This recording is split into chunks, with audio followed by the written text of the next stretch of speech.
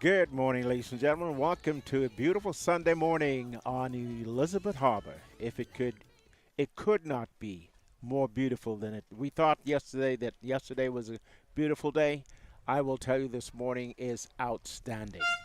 We have just a nice light wind out of the north and very, very flat seas. The boats are milling, they're ready to go, and we have just started. The first race of the day, the Sunfish race. This is race number 3, and just run down who is in the lead here. We have Josh Snow sitting on top. We have Dai Major, Josh with 3 points, Dai with 6. Right behind him is Keanu Hutchinson with 11. Adrian Knowles with 18. Aiden Bain is 19. Uh, Tanaj Manos at 20, and Tanaj didn't sail a race, so he's dropped down a bit, but he will be in the mix today. You can bet on it.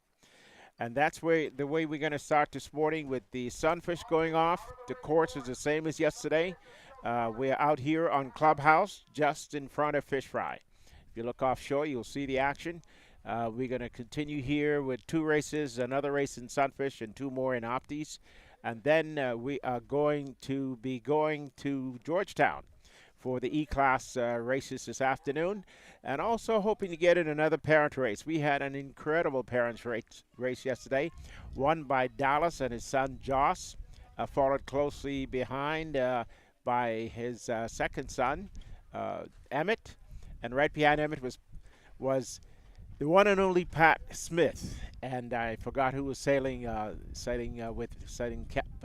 Lady L. But that was an exciting race. Well, just 1 lap because we ran out of time. But we're going to try to have another one today. So if you can't make it out this morning, then certainly this afternoon by the pavilion on the government dock, be out there because we are going to have another parent race today.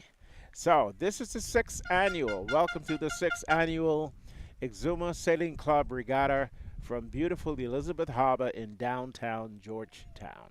We're on Exuma, folks. We're on Great Exuma, where it doesn't get any better. So, if you are not in church this morning, the only other place you should be is right out here with us on Elizabeth Harbor. Right now, we're looking at the Sunfish going off, and we're going to try to see who is leading right now. And again, it looks like it might be Joss and Dai duking it out for the top spot, and right out there, of course, is Tanash. He likes the long tack, so he's off on. They're all on port tack right now, heading toward Monument. The wind is from the north, so the next tack will be starboard, going up to the mark, and we are going to see who's going to get there first. Tanash has taken a long tack off to port. That's going to put him at the bottom of the tack when they tack to the mark. On top of him is going to be Joss and Dai. So he's going to have a hard way to get up to those guys. That's just the way we came off the line, and pretty much stayed that way up to now. So the Sunfish race is off. Next, we are going to go to the Opti Championships. I just want to make sure that we do have the Opti Championships going off. Yes. This will be the championship group, fleet. Let me just double check that with Commodore. Dallas. Championship first. Okay, so the championship fleet in Optis is where we are right now. Just checked in with Commodore, and we've got that. And so they're milling around behind the vessel right now, right behind Clubhouse. Clubhouse is the name of our committee boat where we are right now. And so the Optis, if you can see that picture, the Optis are milling around behind.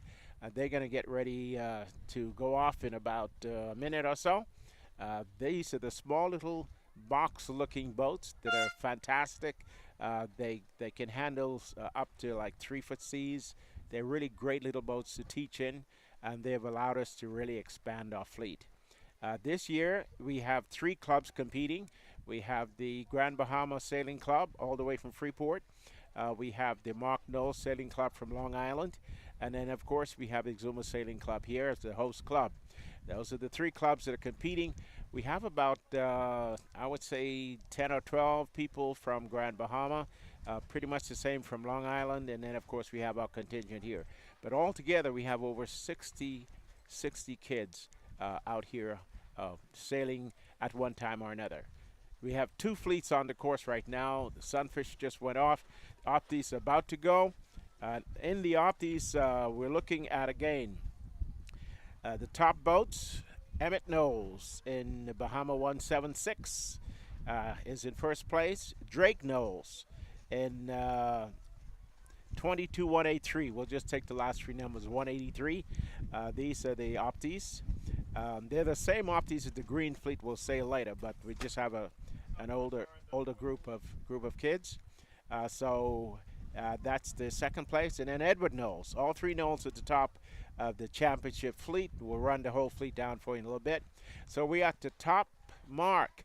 And I can see that looks like Tanaj. Josh is first, Tanaj is second. Came from a long way, and we don't know who's third right now. Okay, number one would be Christo Cartwright. So we got two Exuma boats, one Long Island right at the top, and another boat sneaking in there right now. So let's see who we are. They're a little far away here. And I'm going to depend on our trusty director to get us close on those numbers. Carson is doing both jobs this morning, flying the drone and also doing the spotting for me. So we're seeing quickly, we want to just run numbers down for you. As you watch on the sail numbers, Emmett Knowles is 176, Drake Knowles is 183, Edward Knowles is 53, Therese McKenzie is 890, Sonny Appleman is 130, Heidi Appleman 33, Christoph Knowles 799 this morning. He was 1 yesterday. Trayshawn McKenzie 595, Darren Cooper 319, Christopher Thompson 611, Riley Simmons number 10, Waylon Brennan number 699, Giovanni Suo 125, Nasir Brown 317, Chase Thompson 304, Dallas Clark 190, Craig Carey 311, Malachi Johnson number 8, Jaden Brandor doesn't have a number. That's a sail without a number. And Chasey Brewy is 321. You won't remember all those, but just in case, I thought I'd run that down for you. Those are the numbers of the Opti Championships that will be going off in a little while. In the Sunfish, again, I'll give you the numbers. I'm not sure that the numbers are going to, you're going to remember them, but just so that you can have them, you might want to write them down.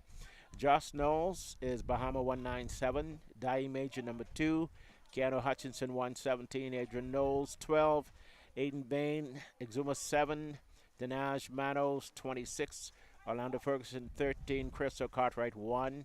In the Sunfish, Tiandre Brown 111, Tyler Storr 16, Noshawn McKenzie 3, Lonnie Duncombe is Exuma 11, and Tyler Lamar is number 8. And so we're off with the Optis. You just heard the horn. And if you can see this is just a beautiful scene. They all just practically leave the line heading together. We have somebody coming through the fleet on port tack already. They should already start on starboard, but for some reason that boat is on port and gets through the entire fleet without contact. So that's really, really amazing. This is the boat that you're looking at coming right across in front of us. That's the boat that came through the fleet. And the rest of the fleet, of course, is headed off on starboard. Technically, we all start on starboard, except for the boat on the post line, on the committee boat line, but we do not have that here in this kind of a start. You get to the line, and you cross where you can. It's a flying start.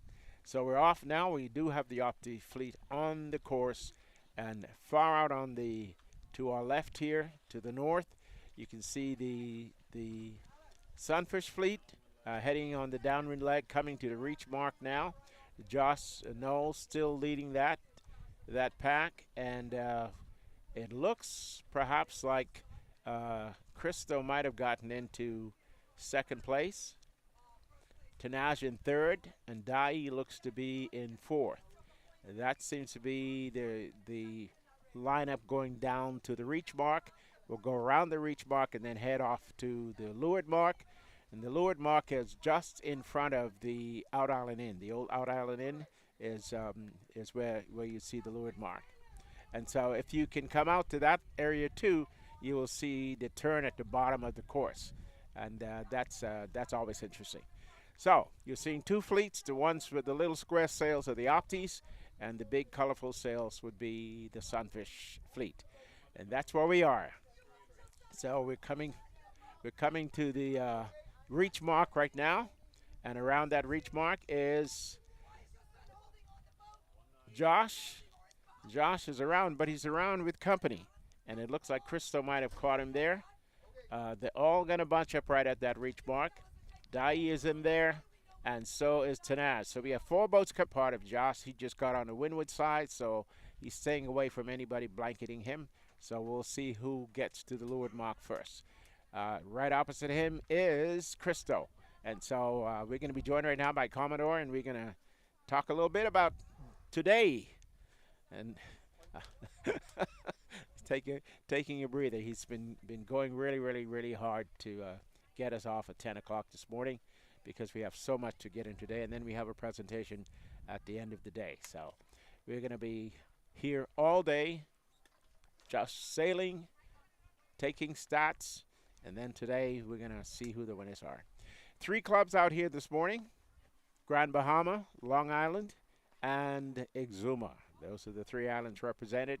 The clubs are the Grand Bahama Sailing Club, the Mark Knoll Sailing Club out of Long Island, and of course the Exuma Sailing Club, which is the host club for this regatta. This is our sixth annual regatta, and this is the largest fleet I believe we've had to date.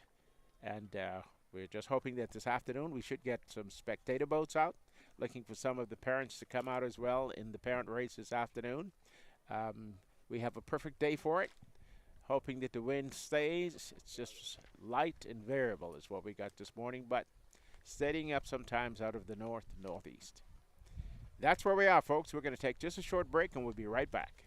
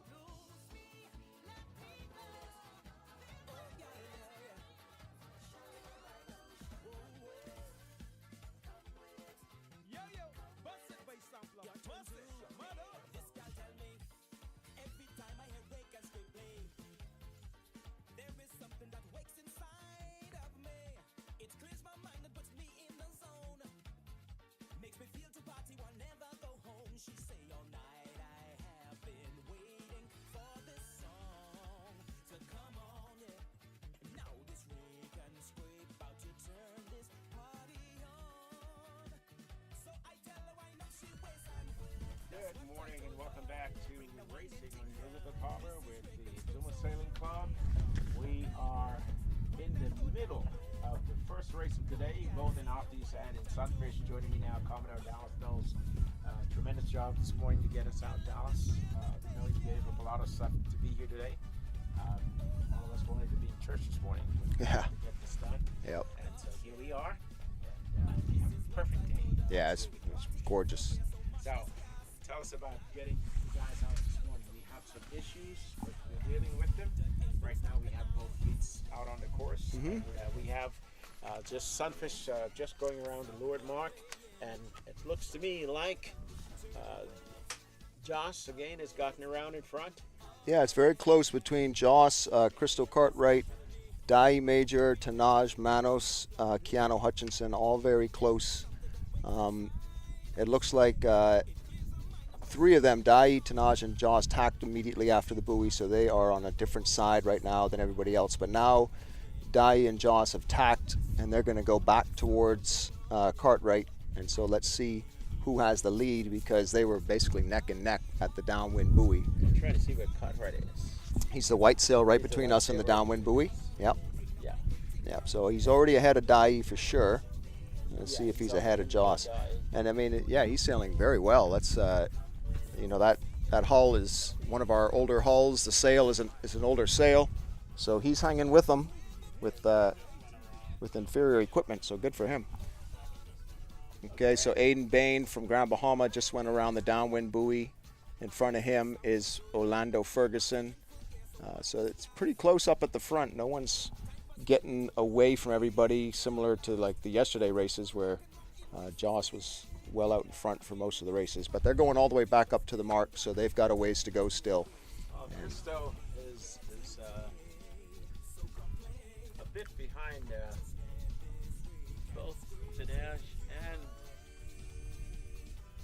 Josh. It's us. Yeah. Okay, so that's where we are, coming off the downward. It looks like the Optis are working their way up right now. Yep. And again, we're waiting to see who's going to be around that top mark. Not quite there yet. We'll try to get that for you on the screen and try to coordinate when the lead boat goes around. I have a sneaking suspicion it's probably going to be Emmett. I can see his sails here, but you cannot tell. There's so many of the mix out there. So many sails out there. Yeah, it's a lot of sails. 20 sails on the water, all in close proximity. So, and they are interchanging their positions so quickly. Yeah. You know, you can look at one and you look at the other, and you already have to change again. And at least with the Sunfish, we can look at the color of the sails and kind of tell who's who. The Optis, no, they're all the same. But we can tell once they come around the top mark. Yeah. There's an Opti Dallas all the way out. I see that. Port side. Yeah. I'm trying to figure where that Opti is coming from. Well, he's trying He's trying to bang the corner and hope he can get a lift or something and catch up maybe. But he even looks like he's beyond the windward mark. Right. Yeah. So he's so far up the course. Yeah. But isn't I don't see how we cannot get more people out this week. Look at this. Beautiful day. Yep.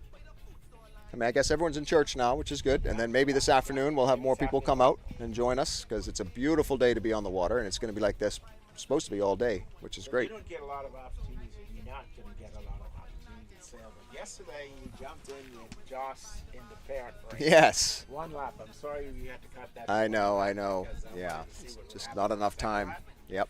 But you guys ran away with it.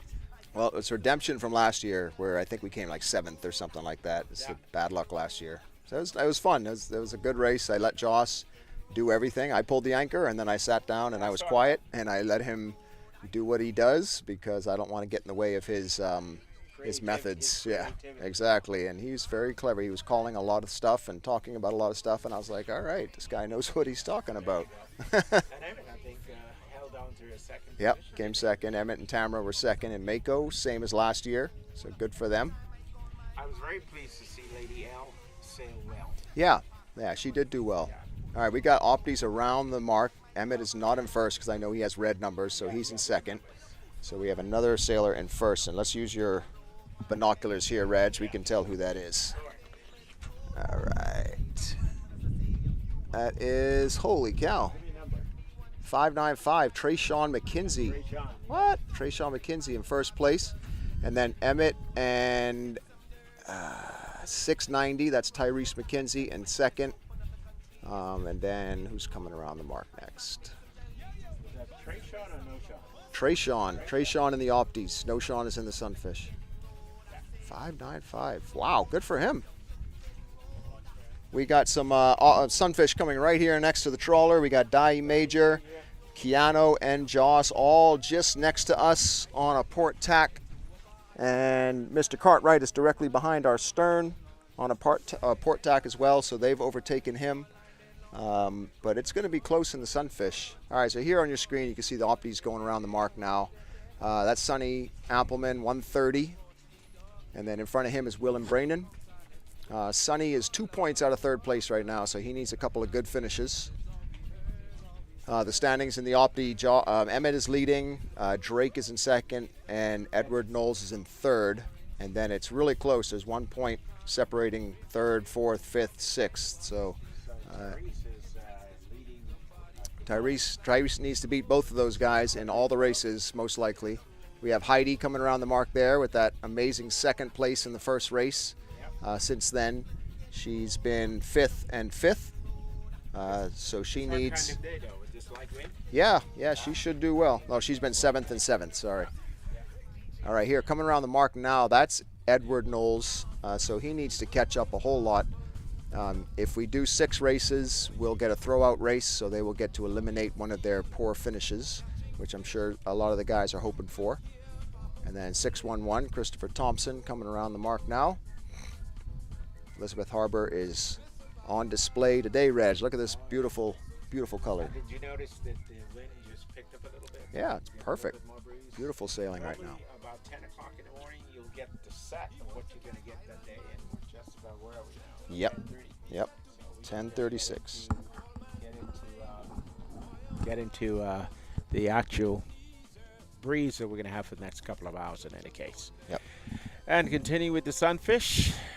We have a number 12 just crossing in front of us right now. 12 should be Adron Knowles. Yep. And out there is number, is that 26. 26. That's Tanaj. That's Tanaj. So Tanaj missed a race yesterday. He injured his back, and he wasn't able to sail in the third race. So he is also really, really hoping for a good finish. Wow, that's Drake Knowles going around the mark right now. He's close to the back of the pack.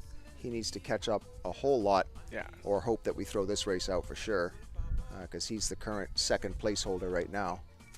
So tell me about throwing out a race. Yeah, if we complete 6 races, the sailors get to eliminate their worst finish. So it's like it never happened. So, for example, Tanaj and the Sunfish didn't sail in the third race yesterday.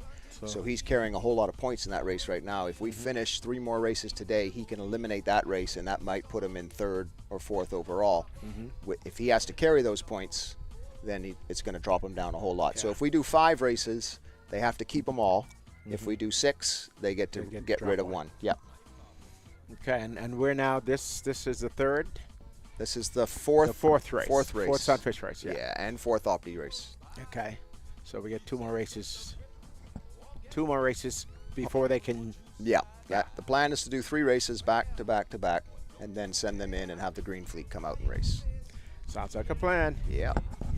And we're tightening up. The Opti's lead is closing down a little bit here. Yep. So we got Trayshawn, Emmett, and Tyrese. Got to get a move on, because who's in second there? Emmett is in second. Emmett is in second. Tyrese is in third, and then 799 is Christos Knowles. He's in fourth. Yeah. And behind him is Willem.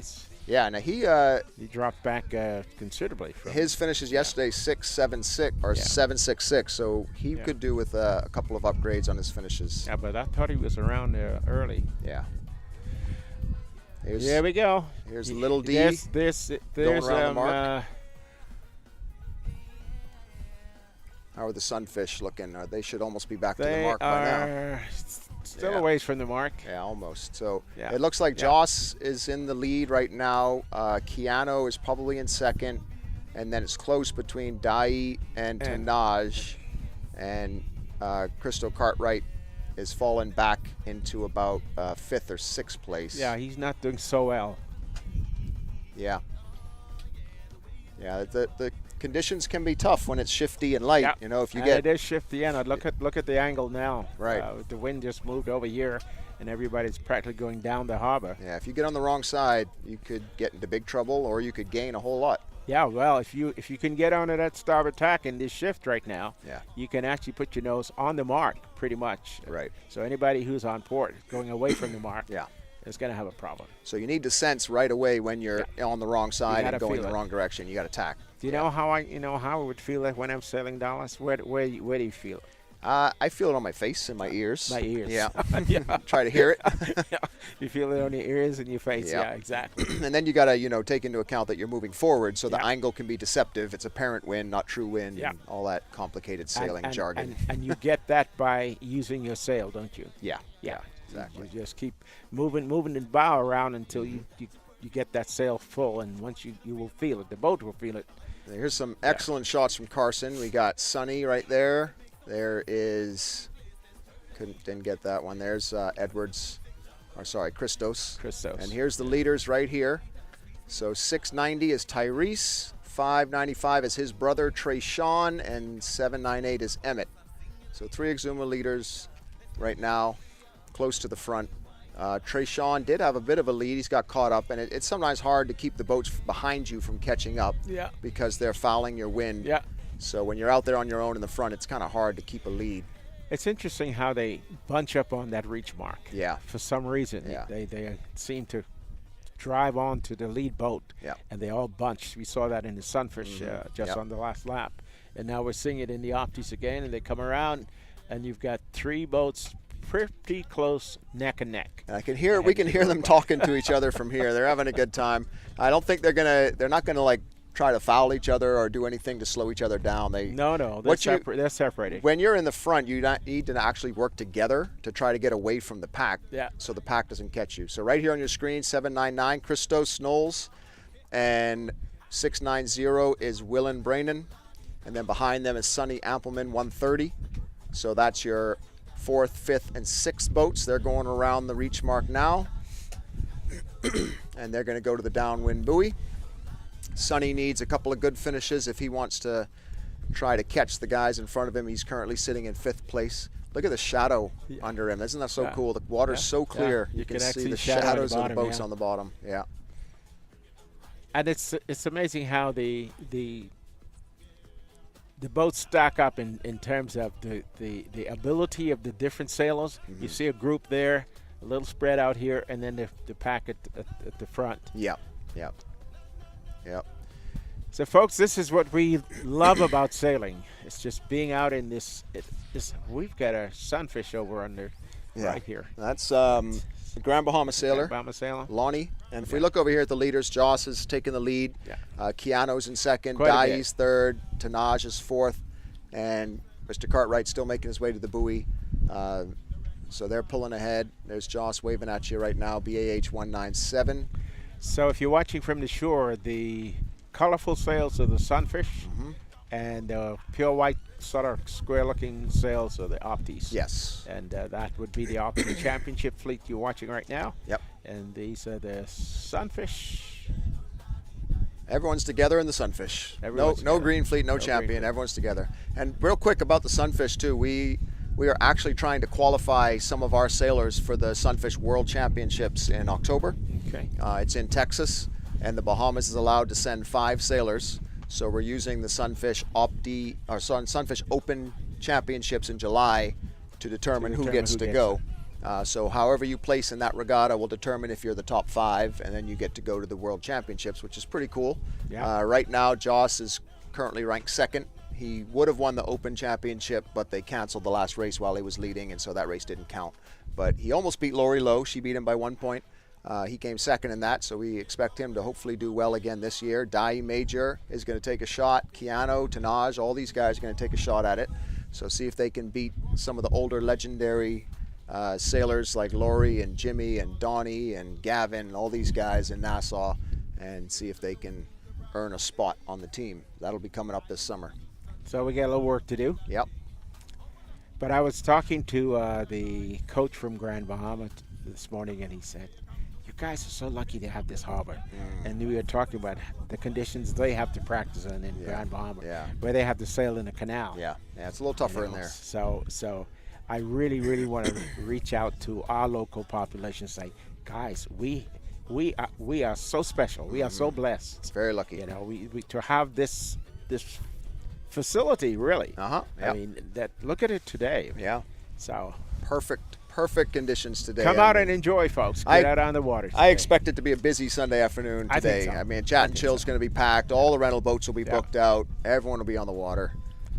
But we want to thank again our visitors, our friends from Long Island coming down for this regatta. They towed all the way over. They brought 7 of their Optis. That's an incredible effort on their part to join us. Thank you so much, guys. And, of course, the massive team from Grand Bahama, the effort that they did, the money they had to raise to come down here. So we're very thankful to have them join us. It added a lot of fun competition for all the kids to have some visitors on the harbor. This is our 6th regatta. We've only invited a few people here and there. But this is the first time we've invited full teams to join us in our regatta. And I want to say that Grand Bahama has come a long way in bringing sailing back to Grand Bahama, because sailing had left, they disappeared from the 50s up until this club started up again. Well, we brought Lucine Lady out in the 80s, but that was it for sailing in Grand Bahama. And most of those persons were not from Grand Bahama. Right. So this is really great to see that these kids are here and that the club is here. Yeah, we wish them all the luck in the world. Hopefully they get more into the E-Class. We're glad to have their 2 E-Class here, Lucine Lady and Brothers, and good to have them on the race course with us. Dallas, let's go back to the Sunfish, because Josh has taken an incredible lead here. Yeah, he's got a good lead. Just ran away from the fleet. And Emmett and his crew are working their way back upwind to the finish now. So if I just glance back there, I would guess that Emmett is in first. Tyrese is behind him. I can see Tyrese's posture from here. I know what he looks like when he's sailing. That's him in second. And his brother slipped downwind a little bit into third. But they're going to race back up here to the finish. They're just doing the 1 lap. The Sunfish are coming up on their 2nd lap, so they'll probably finish actually almost at the same time. Almost same time. Yeah. So certainly the lead boats in the Sunfish will. Yeah. Talking about the downwind, why the back of the fleet catches the front of the fleet. Yeah. The puff comes from upwind, downwind. So So the trailing boats get the wind first. Yep. As it drives them down onto the lead boats, and they get a lot of bad wind off the front of their sail. Incredible blanketing. Yeah. So it's really hard to hold your lead when you're in front. So like I said earlier, the lead boat, so they don't hurt themselves in the long run. It's just an incredible sport. That it is the national sport. When you sit out here this morning like we're sitting offshore on Clubhouse and sitting in the middle of the harbor, and you just realize why this just has to be. Yeah, it's a natural fit for us. Fit. Absolutely. It's a really natural fit. Yeah. Folks, we're sitting here looking at Monument, which is the 2nd highest elevation in the Bahamas, along Stocking Island. We have Georgetown behind us, the mainland behind us of Great Exuma, and we have 7 miles of absolutely incredible water. Yep. And forgive us for saying this all the time, but we live here. We don't take it for granted. We don't take it for granted. No, we love Elizabeth Harbor for sure. This is it. That's why the biggest sloop regatta of the year is here, because it is one of the best places to sail for sure. Okay, we have the Sunfish fleet spread out so far that we just have the 2 last boats, I think, rounding the.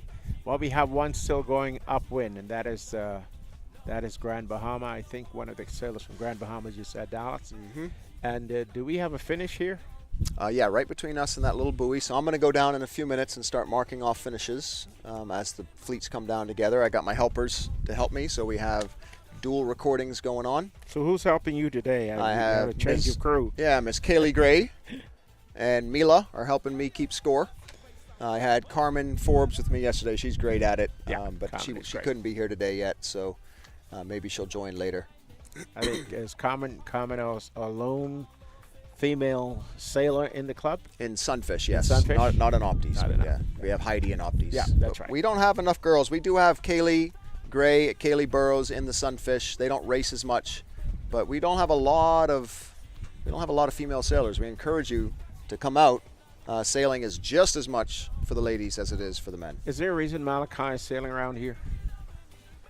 That's Thailand. Is that Thailand? Yeah, he didn't make the start.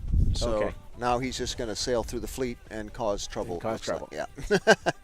All right, I'm going to go down below, Reg. I'm going to mark finishes. Thank you. I'm going to leave it to you. We'll see you in a little bit. Folks, we are getting ready to complete the first race of the day between the Optis and the Sunfish. And it looks like the leaders are going to stay pretty much in position. In the Opti Championship, it's looking like Emmett coming in first place. We have to see whether he can complete that, because Tyrese McKenzie held the lead at the reach mark, and at the lower mark, I believe it was Emmett. So we're going to see if that holds true. And in the Sunfish, it was Joss again leading the Sunfish fleet. Dai Major is in there, Keanu Hutchinson. Those are the three guys we're looking at on your screen just about now. I think we're going to go ahead and work on the Optis. We're having a bit difficulty with the screen today. We're out in bright sunlight, and so we're having to go between the screen and the water, so we may not get it quite right for you, but we're going to do our best. We got our trusty director just keeping us in touch. Is that right, Carson? So right behind us now is the Opti fleet. Most of the Opti fleets, I'm going to turn and look there, folks. The Opti fleet is right behind us coming to the finish. The finish is off to my left, would be our right, just here on the side of Clubhouse. If you'll see a little orange marker here, the finish is between that marker and Clubhouse, which is the committee boat. And so that's why you see all of them coming just behind us. Mixture of finishes. So we have to keep an eye on both the Sunfish and the Opti's finish. And so that's why we have two of the young ladies down here. I'm sure that one of them's on Sunfish and the other on Opti, and that's how we're going to try to keep the two fleets separate as they come across the line, because the finish line is the same for both. So it's going to be very interesting. So here comes Emmett across the line, and Bahamas 798 just cinches the first Opti race. This is the championship team, championship fleet in Optis, and again, Emmett is clearly the lead, and coming right behind him in Optis is going to be oh, this is interesting. Across the finish in Sunfish comes Josh Knowles, but second in the Optis is going to be 590, and 590 I believe is a Long Island boat. Let me just double check that for you.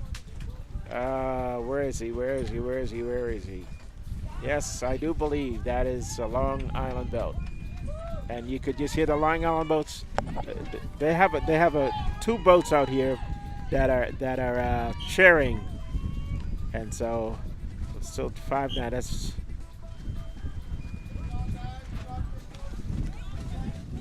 okay. So they're going to finish very, very quickly now, and what we'll do, we'll give you the finish when we get them all in, because they're going to be coming across the line very, very quickly. Coming across now for Sunfish is Dai in second place, number 2.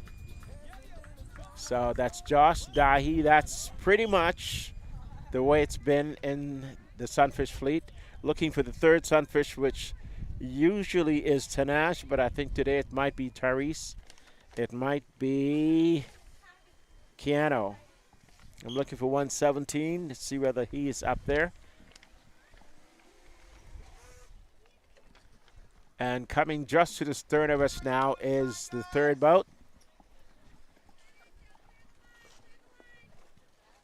We have both 26, which is Tanash, and coming over the top, Tanash has moved up quite a bit, and he's just going to nip Tyrese at the finish line for third place. So Tyrese has to tack again, and Tanash takes third. So it's going to be Tyrese coming in fourth. That is the Sunfish finish in the first race. We're going to go back-to-back races here, I believe. She's just going to mill around over here on the starboard side of Clubhouse, and then we'll get them going again, because we have to get in 2 more races for these boats, and then we head into Georgetown for the parents race this afternoon, and that is going to be fun, folks. If you are available this afternoon, come on down to the pavilion area out at the dock, and you'll be able to see the parents race, which is going to be fun. Right now, 117 is across, which is Tyrese, and the first 4 Sunfish have completed their first race of the day. We're going to take a little break here and set up for the next race, and then we'll be right back.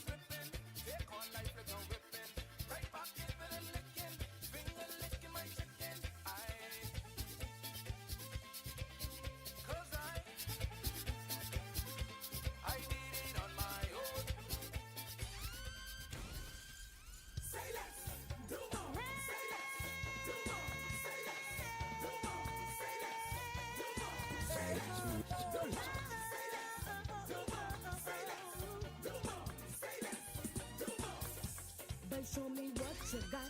You say you want to take. I ain't no play girl. I ain't got time to say less. Do more. Say less. Do more. Say less. Do more. Say less. Do more. Say less. Do more. Say less. Do more. Say less. Do more. Yeah, bust it, bass sampler, bust it. But show me what you got.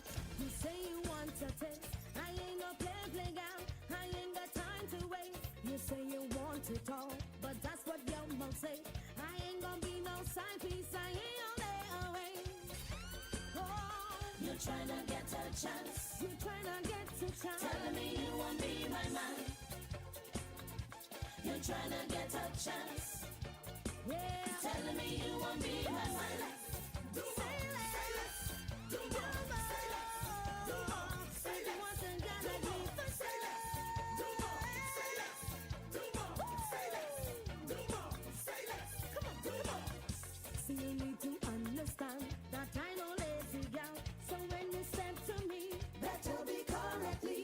There's one thing I can stand is a jokey man. So sharpen up them skills before you try your hand. So you say you're trying to get a chance. You want to get the chance. Telling me you won't be my man.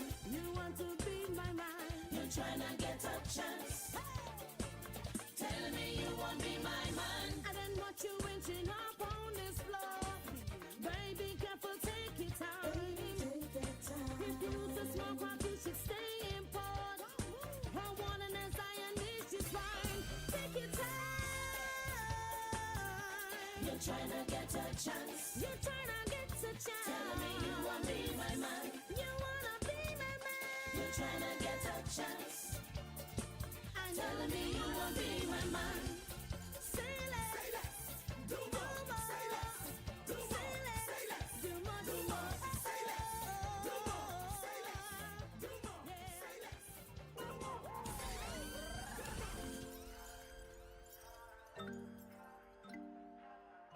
Yeah, bust it, bass sampler, bust it. Okay, good morning and welcome back to the 6th annual Exuma Sailing Club Regatta from beautiful Elizabeth Harbor in Georgetown, Exuma, on Great Exuma.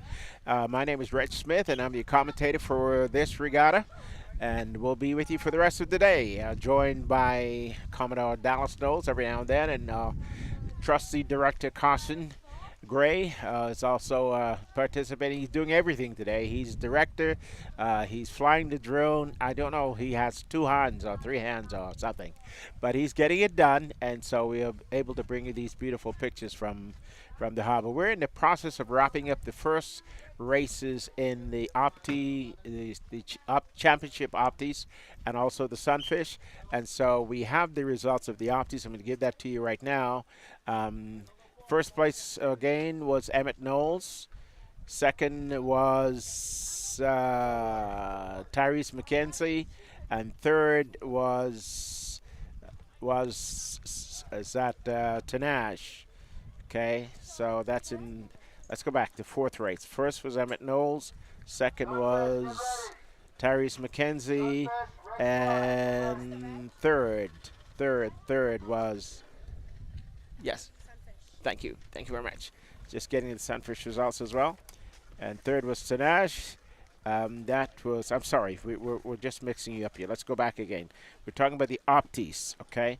And so the Optis would be Emmett Knowles was first. Second was Tyrese McKenzie. And third was Sonny Appleman. Fourth today was Christos Knowles from Long Island, the Long Island Club. So you've got 3 Exuma sailing clubs and 1 Long Island in the top 4 in the Opti Championship. Let's go to the we're looking for the Sunfish finishes today in the, which would be the 4th race. The 3rd race would be, first place would have been Josh Knowles again. Second was Dai. 3rd place today was Tanash Manos. And 4th place went to Keanu Hutchinson. So those are your finishes in the Opti championship and in the Sunfish races for today. We're going to go right off again. We're calling now for the Sunfish to go in to the second race. So you can see that we're very, very busy. These sailors don't get a whole lot of rest between races today, because the way we're doing this is if we get in 6 races, a sailor is allowed to drop his worst score and his worst finish. And so that's what we're trying to do today. We're trying to get in the 6 races. As you can see, we have beautiful weather. Conditions are incredible. So we think we're going to be able to do that. And we hope that when you're out at church and you've had that lunch, come on down and watch us and join us. If you're out on the boat, we're looking for a good spectator fleet this afternoon, because when we finish here with the Optis and the Sunfish, we go into Georgetown and we get into the local sloop, the E-class races, and then we're going to finish hopefully with another parent race this afternoon. We're going to bring you up to date on that as soon as we can clear that with the Commodore, but that's what we'd like to see happen today. So we're going to take we're not going to take a break. We're going to keep going because we have the Sunfish fleet milling now, and I think I'm going to turn around and look at the stern here, and we're just getting ready to go with that. Okay, and I don't know whether you can see this or whether we can show you the back of the boat, but the flags, these races start with flags. So we have a warning flag, like a 5-minute flag, and a 1-minute flag, and then a start flag. And what happens is at the start of the race, you get a horn, and you'll get the race flag will go up, or the fleet flag goes up, and then the second flag will come down, will be a start flag. I think it's a 5-minute, and down to a 1-minute flag. When that 1-minute flag comes down, everybody goes. So unlike we do in the National Family Island Regatta, where we go around and tell each boat what the course is, at the captain's meeting, you will know what the course is. You will know that we are going to have whether we're going to have an up and down, just 2 markers, a windward and a leeward, or whether we're going to have a triangular race, in which case there'll be a reach mark, or whether we're going to have a gate at the bottom of the course. Sometimes we do that. At the leeward mark, we have a gate, so the sailors have the choice of going around either to port or to starboard.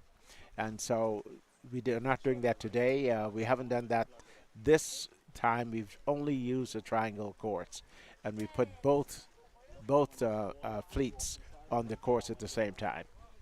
So that's a little bit of change you might see coming in the National Family Island Regatta too. Might be adding a gate, which is going to be exciting. We tried it before with, I think, the C class, so look out for that. These are the kinds of things that we hope to be introducing into sailing, so that it makes it better for both the sailor and for the committee and for you, the spectator, that we give you a more diverse race course than just it's like the dog chasing the tail one behind the other. So those are the things that we're trying to do to improve the presentation of racing to you. I also want to put in a word here for the new National Family Island Regatta app that is available now at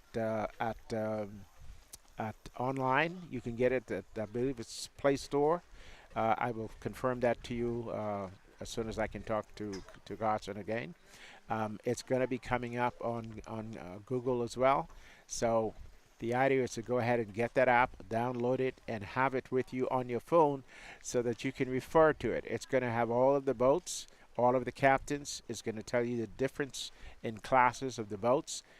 It's probably the most important thing that's been done in sailing in a long time in the Bahamas, because for the first time you're going to have an app you can go to that will educate you as to what we're talking about out here on the water. And that's tantamount to getting everybody involved in sailing, as it is now the national sport. So we're very happy about that. Okay, back to Sunfish. We're getting ready for the second Sunfish race today. And we have all the boats, I think, now. You can see the Opti fleet has dropped back, so they'll be the next to go off.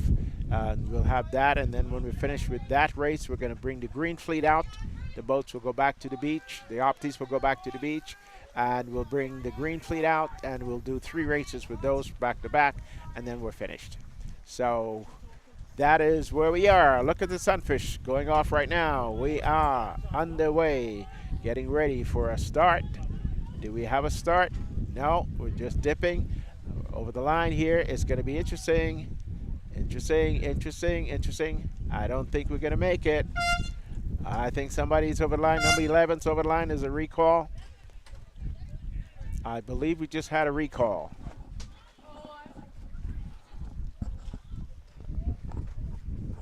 Just want to check that for you.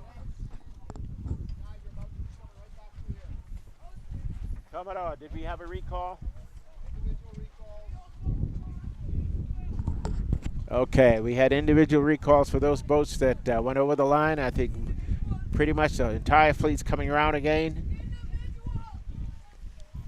We had an individual recall, and I'll have him explain that to you when he comes up. So those who were over the line and knew they were over the line should have come back. The other boats, I believe, should have continued, but we'll double check that for you now. The fleet is away. Everybody's on port tack again. Here come the individuals.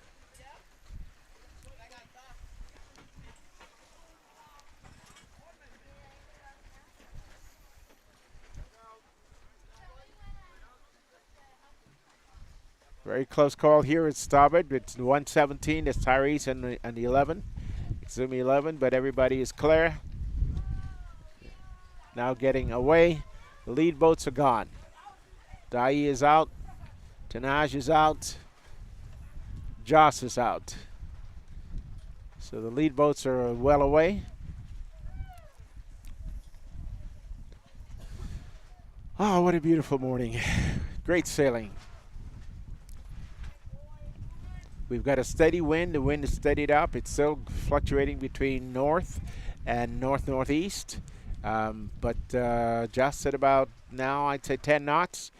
Beautiful, fast surface. Just gorgeous water. And so we are racing on Elizabeth Harbor in the 6th annual Exuma Sailing Club Regatta from Elizabeth Harbor in Georgetown, Exuma. If you can join us and you're here on the island and you can get out to the water's edge, you can watch this from Fish Fry. You have a great view from the deck at Splash. This afternoon we'll be in front of the pavilion with the sloop racing, and so that's where we are with racing today. Just to run down again for you the boats sailing in the C class. I'm sorry, C class. Oh, I really want to get you confused today, don't I? Now we're looking here for the Sunfish. The Sunfish sheets. We have too many pages. Okay, so in the Sunfish, let's just run down who's sailing again. We've got Josh Knowles, Dai Major, Keanu Hutchinson, and just to go over the boat numbers. Josh is 197, Dai is number 2, Keanu Hutchinson 117, Adrian Knowles 12, Aiden Bain, Exuma 7, Tanaj Manos 26, Orlando Ferguson 13, Chris Cartwright number 1, DeAndre Brown 111, Tyler Storr 16, No Sean McKenzie 3, Lonnie Duncombe, is Exuma 11, and Thailand and Lamar is number 8. And Kaylee Burrows, number 7. Those are the boats that are on the course right now racing. And as we can see, we're just trying to see where we are in terms of the windward mark. Going to move over a little bit here. The wind is pretty much coming right off the windward mark. So it's really quite a number of tacks back and forth to get to that mark.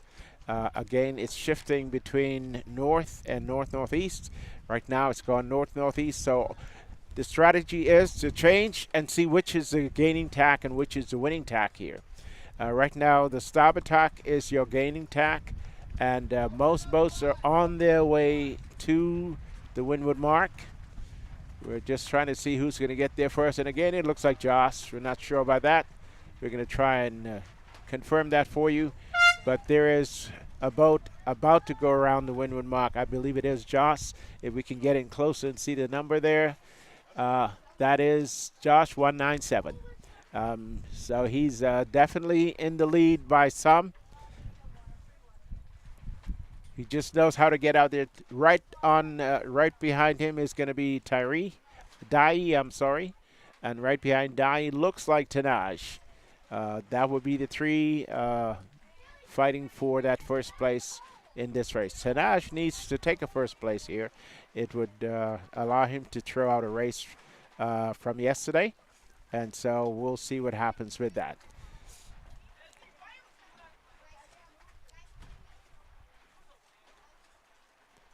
So we have Josh tacking to the mark now. He's about to go around. And he'll be the first around.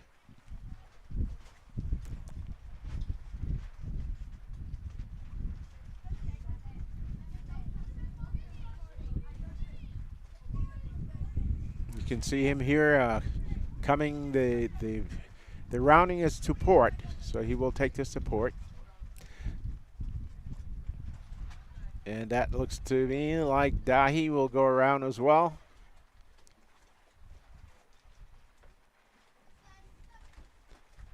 So we have the first three boats around. We've got Josh around. We've got Dahi around. Oh, he just tacked. It looked like he was around. Okay, so we've got just Josh on the downward leg. Waiting, waiting, waiting. So Dahi is on the windward mark. Is he going to go around? Nope. Had to tack away from it again. So we got a bunch of boats coming to that mark. Now he's around.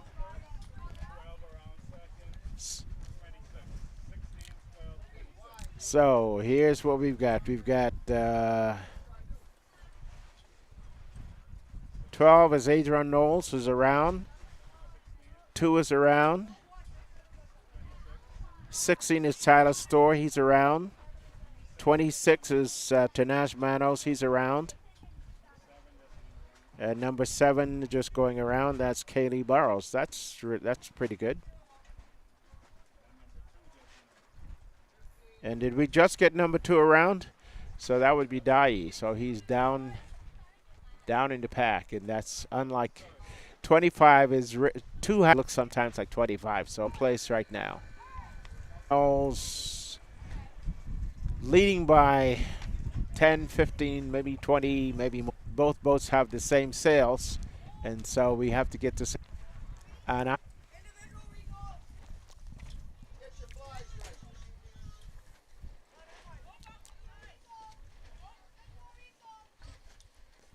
so we're having the Opti start. We have a restart in the Opti fleet. That's uncharacteristic. Usually they get off together. Final race for them.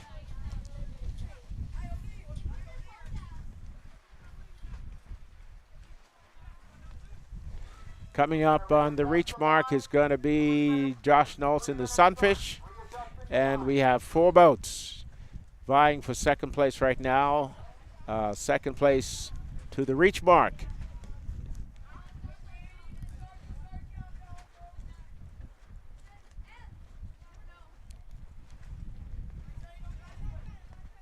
Can we identify those numbers on the 2 second and third boat in the Sun Fleet? We can get a little closer there.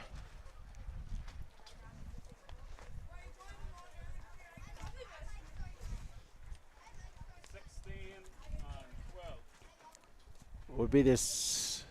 Okay, so that would be Tyler Storr and Adrian Knowles.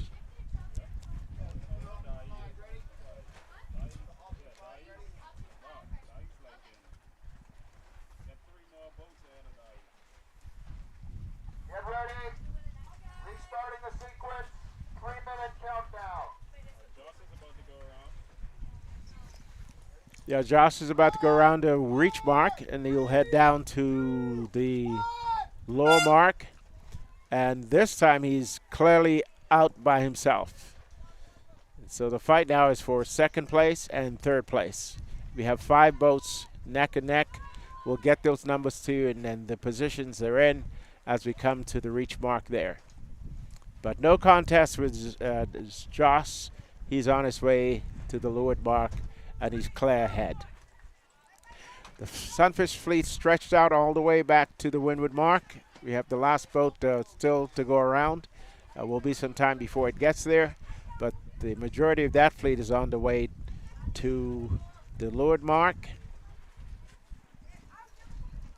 And this will be race number 4 for the Sunfish.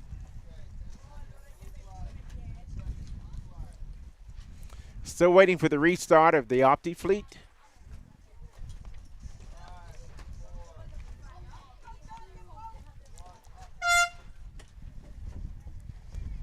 So we've got a blue flag up.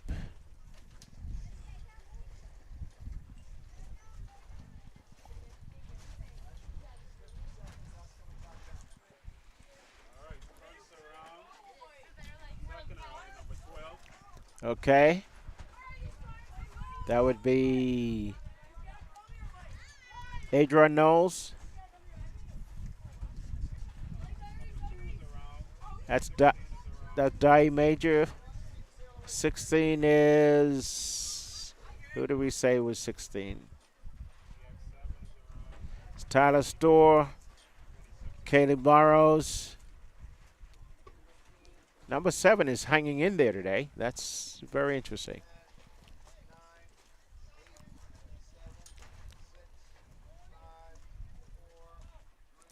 We're counting down to, okay.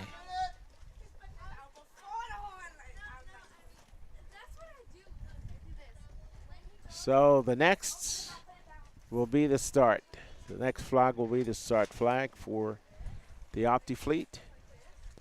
And we're getting somebody pretty close to the, over the line, number, is it number 1? There he goes. He's back behind and waiting. 15 seconds to the start. They're all bunched here just underneath us. Below us here, we can see them all just waiting for that horn. And we've got to start. And we got a clear start. Oh, we got an individual return.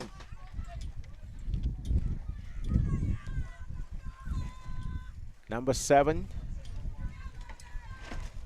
Looks like number 7 or number 10? Number 10. So we're going to see who it is. Emmett Knowles is out.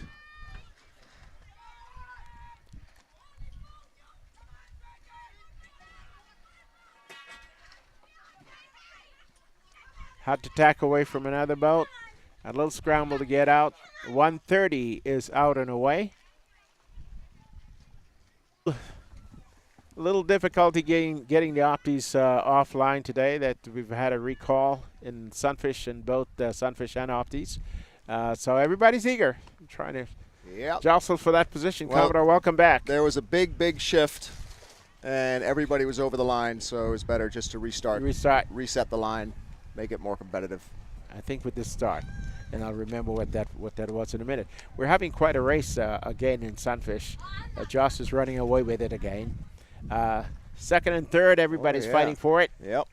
Looks like it's the usual Dai, Tanaj, and Aiden Bain. Yep. And Adrian and Orlando. Yeah. Oh, no, here's Orlando back here. That's So that's Tyler. Wow, good for him. He's up in the mix. And guess who's up there too? Guess who's up? Hot though. Yeah. He needs a better finish than that. Yeah.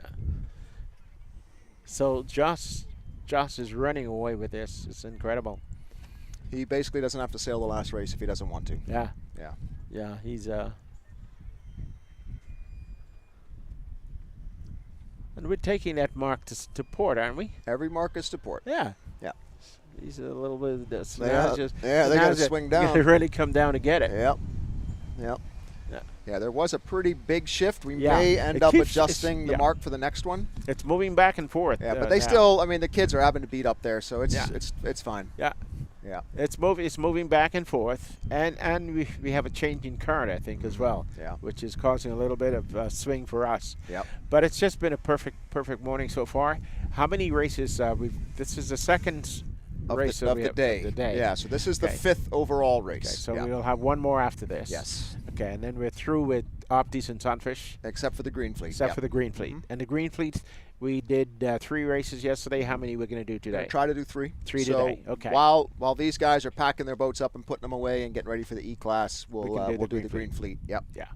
Okay, so we're going to break for lunch We'll probably just do lunch after everyone's done. after the Green Fleet. Yeah. Yeah. Yeah. And then we can go get ready. Are we going to have a parents' race this afternoon? I was Um, touting that. I don't know I whether don't it's going to know. happen. I didn't really put it out there, so I don't think anyone's ready for it. Well, or, I did. or anything. Yeah. We put it out yesterday. Well, I mean, if everyone and we've shows been up putting and they it out- want to do it, we'll we've do been it. putting at it all day Yeah. because it was such fun yesterday. It and was. I really would like to see, maybe 1 or 2 of those if we have the time this afternoon. I would love to do more E-class races. Yeah. Like it's kind of like tacked Yeah. on at the end, Yeah. and there's not enough time, and so we kind of rush through it. So I'd prefer to even remove the E-class from this regatta and do it its own regatta where we Yeah. can do like 6, 7 E-class races and really spend our time on it, because the races have to be so short because it's already 4 o'clock in the afternoon and we're trying to get everything done. I know that after watching you work and being part of your team out here, I know I should not ask this question, but I'm going to ask it. I'm going to suggest it. Would you see the day when our club would actually host a C and E class separate from the Optis? Probably not the C. Yeah. I don't see that happening. It's just too expensive, for one thing. The amount of money that you have to pay the boats to sail and the crew and prizes and things like that. The guys don't come out and sail for free, so you got to raise a lot of money just for that one event. And I think there's enough C-class races throughout the year, even on Great Exuma, that we don't need to add another one. But we were thinking of moving this regatta to New Year's that weekend. The kids will be guaranteed to be out of school. There's no other regattas that weekend now that Bull Reg is taking a little bit of a break. So we were thinking about claiming that weekend so we can have a lot more time to devote to the regatta. We won't be as close to the National Family Island Regatta.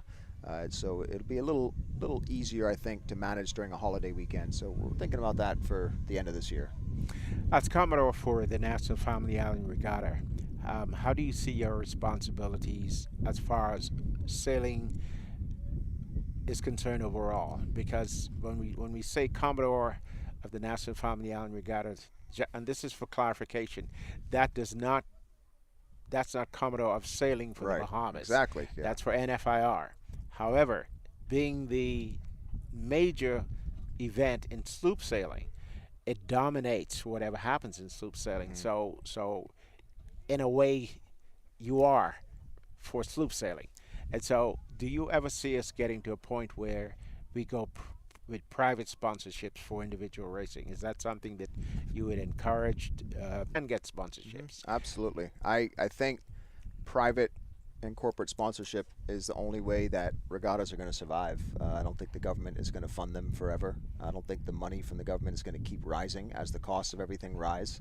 So I think more and more ownership, quote unquote, is going to be put on the boat owners to provide and sponsor their own boats to keep them in racing order. We've already removed the entry fee for sponsor logos on the sails at the Georgetown Regatta. We were the only regatta to have a sponsorship entrance fee. We don't have that anymore, so boat owners are free to put logos and sponsors on their sails. Not the entire sail, obviously, just a small percentage of the sail area, but that's a way that we're trying to encourage them to go after private sponsorship, because the regattas are getting extremely expensive. And even though the government did say that yes, it's the national sport, that doesn't mean that it's an open checkbook. That doesn't mean that they're just going to fund every regatta. They're going to keep raising the money. It's impossible. It's impossible. And the country has issues. We got other problems that we need solved. We can't just spend millions of dollars every year to host regattas. So, I mean, they're looking long term, and I think we need to look long term too. As boat owners and sailors, we need to be prepared to not do everything on our own, but at least be somewhat self-sufficient so we can help keep the regattas alive. But maybe many big sponsorships every year to host the regattas. The more that we can alleviate that pressure, the easier it will get to host big events and invite more boats. But right now, the National Family Island Regatta is an open sloop event, meaning any boat in the Bahamas Can come in. can come in. And we are over 90 boats this year, Reg, because people are building E-Class as we speak, and they're expecting to sail them in 2 weeks in Georgetown. So, yeah, we submit a budget 2 months ago, getting more money because boats are just allowed to come whenever they want and however they're allowed to come. There's something that we have to do because we cannot keep. I mean, the budget for NIFA right now is probably $550,000. That's a lot of money to come up with every year. So we have to come up with something. We haven't done this before. And we've often said, and you and I have said for years and years and years, that even an E-Class right now. So, yeah, so it's good to hear that. But getting back to our racing today. All right, here we are at the mark. We're at the mark. Emmett first around, and Sonny Ampleman second. Tyrese McKenzie is going to be third. And I did touch the mark yesterday, did not do turns, and some of them got disqualified. So it's a small price to pay. If you touch the mark, you do one spin, takes you about 5 seconds, and then you finish the race. If you don't do it, you get disqualified. So it's really not worth taking the risk. If you foul somebody or you touch a buoy, just do your turns. We try to teach that to the kids early on, so when they get into the bigger boats and they're grown-ups, hopefully they continue to have some. Been very good with that. The problems we run into are not with the kids, is with the adults, With the grown-ups, with yeah, the yeah, grown-ups, yeah. more than anything else. And, Right. you know, we've always been, I think, in races that we've run, even from. Wow, look at this. Chris Thompson, he's in like 5th place. And Trey Sean is right behind him. Here's Drake. So Drake is up in the mix. He's the 2nd overall in point standings right now, so he is always going to be up near the front of the pack. Good to see him sailing well continually. But right now, Exuma is 1st through 5th. And here is Christos, I believe. Yeah, number 1. That's the sail right here. Yeah. Giovanni Sue going around now. He's done quite well in this regatta. Yeah, and a lot of these guys, like the Long Island guys, just sailed Greenfleet a few weeks ago or a few months ago in the Durwood Knolls Championship, and now they're in the championship fleet. I think all new sailors is currently in about 5th or 6th place. There's Josh going around the mark for the last time, so he's caught up the Optis, and he's going to lap them and probably finish before all of them. Yeah. And he has, I would say, holy cow, 5-minute lead on the fleet. Yeah, I would think so. It is a lot. You keep stretching it out. Yeah. So yeah, he doesn't have to sail the next race. Die. At least 5 minutes. Yeah, he is. Well, we have great breeze, Reg. Oh, Feel this is that? perfect. This is nice, Perfect. man. Yeah, I was worried that it. Yeah. It's a great shot from Carson going right down the fleet here. I love the train of boats in a line like this. Now, what they should be doing is, if boat is directly behind you, you want to kind of get out of the way. Yeah, you don't want to let them. You don't want to let them get behind you. Yeah. But they're all looking forward. They never look back. They used to have a rule in sloop sailing. I don't know whether it was. It cannot be within 3 boat lengths. Yeah. Yeah. Because that was a tactic. Yes, absolutely. You know, that we used back in the old days. Especially those sails. They're massive. You really Massive. feel that. Oh yeah. Yeah. Oh yeah. These Optis don't perfect it as much, but like right here, CJ is letting Trey Sean totally blanket him, and Trey Sean is going to pass him. Yeah. So CJ needs to get away. And Trey Sean loves to do that. Yeah. Yeah. Yeah. That's one of his tactics. You know, we were talking about how the boats get separated in clumps, and it's probably the puff. Could be, yeah. You know, you get on the ride on the puff, and whoever gets the puff, they go together, and the next puff goes, and maybe that's why they all equidistant, almost like we put them there, equidistant apart. You know, it was funny, like when Joss used to sail on the Optis with Emmett. I swear there were magnets on their boats. Yeah. They could be on opposite sides of the course, and they would find a way to meet. To get together. They would, and we would take them to Nassau. They'd race against 60 other boats, and they would still be right next to each other somehow, like fighting and fouling each other, and like it would drive us crazy because they're hurting each other when they should be worried about the 60 other boats. But all he wants to do is beat his brother. Beat his brother. So here we go. See There's this whole Tyrese, Sonny, and Emmett. the top 3 Exuma sailors right now Hooked in the up. championship fleet. Hooked And up. Emmett and Tyrese will both be out of Optis this year. So our Opti fleet needs so to catch the up. next one is going to be what, Tyrese? What's that? No, if Emmett is out, Tyrese is out too. Tyrese is out too. Yep, he's 15 this year, Okay. so he's out. Sonny will still be in the Optis for another year or two, but he's only on the island for 5 or 6 months a year. And then Heidi, of course, is very young. But, yeah, we got Chris Thompson is one of our younger sailors, and Willen is one of our younger sailors, and Jaden. They're both going to have to carry the torch and really step up their game if we want to, have a showing in Nassau. And in the Green Fleet, we got some people coming as well, I think. Yep, we got some in the Green Fleet. They're going to have to take it to the next level.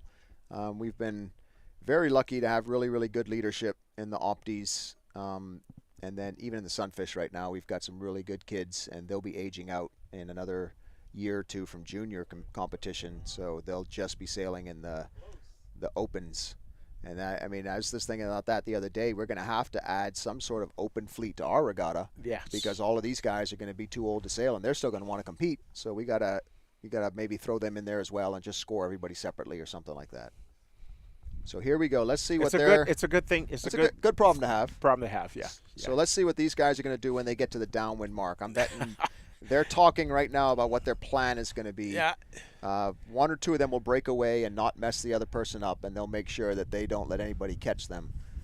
Because I know Tyrese and Sonny for sure are trying to catch Edward and Drake, and so they're going to want to make sure they have some top finishes.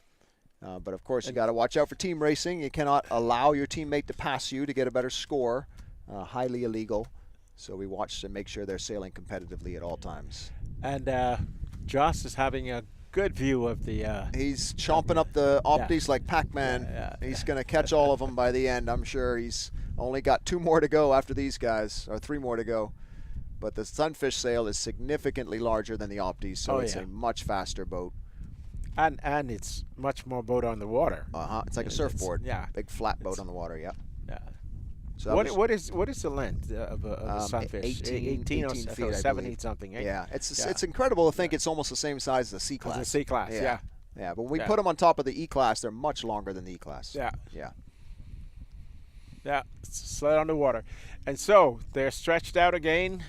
Joss seems to be in a totally different race from the rest of the. You can see Giovanni fleet. and So Christos coming around the jibe mark now, and followed by Willen Brainen. It's another Exuma sailor, and then we got 304. 304 is Chase, I believe. Yeah. 304 is Chase Thompson from Grand Bahama. And then there's Edward Knowles. He is the current 3rd place point leader, so he needs to catch a couple of boats. He's got Heidi on the inside right there. And Heidi is, of course, looking to climb the podium as well. So she's going to want to have a good finish.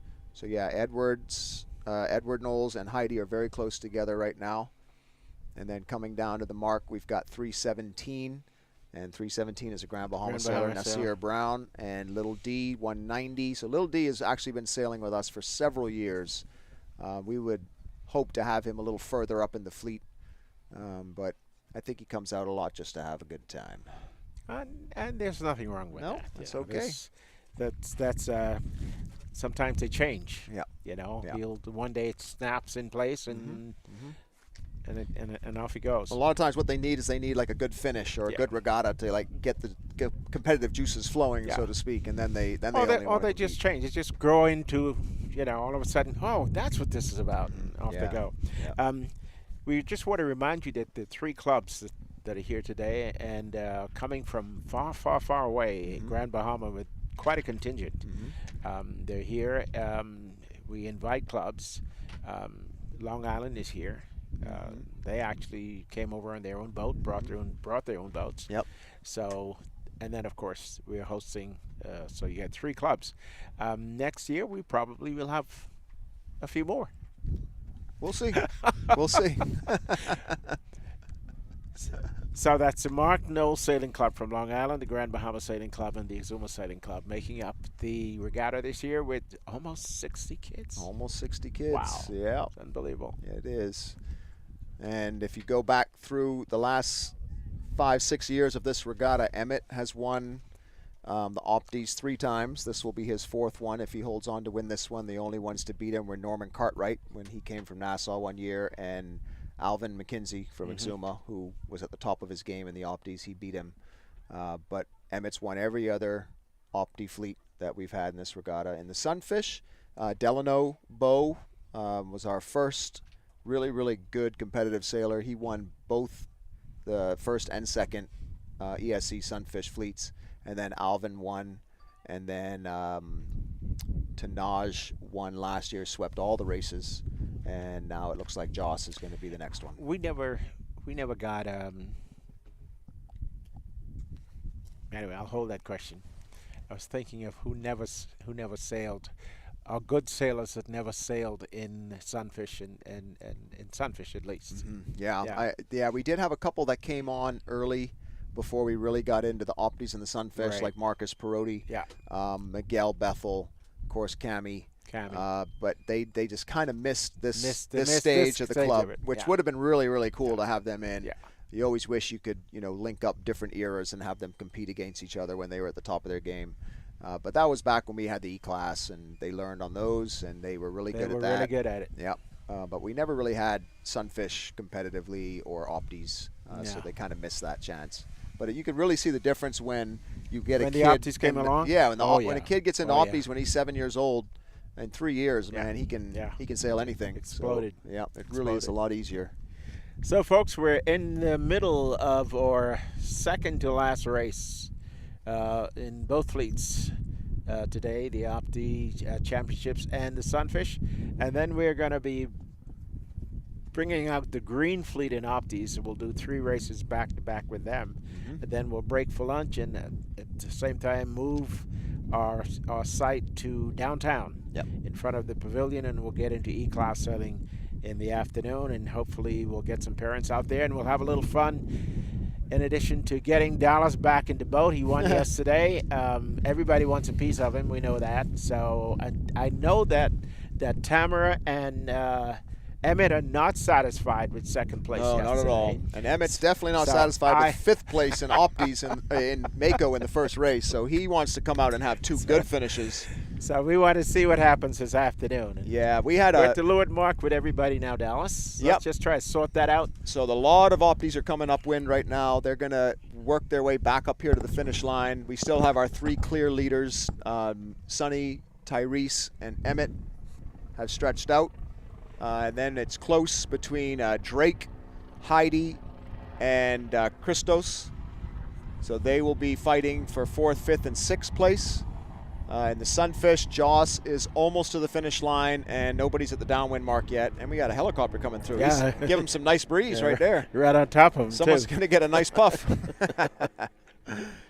So Tanaj is going around the downwind mark now. He's the next Sunfish.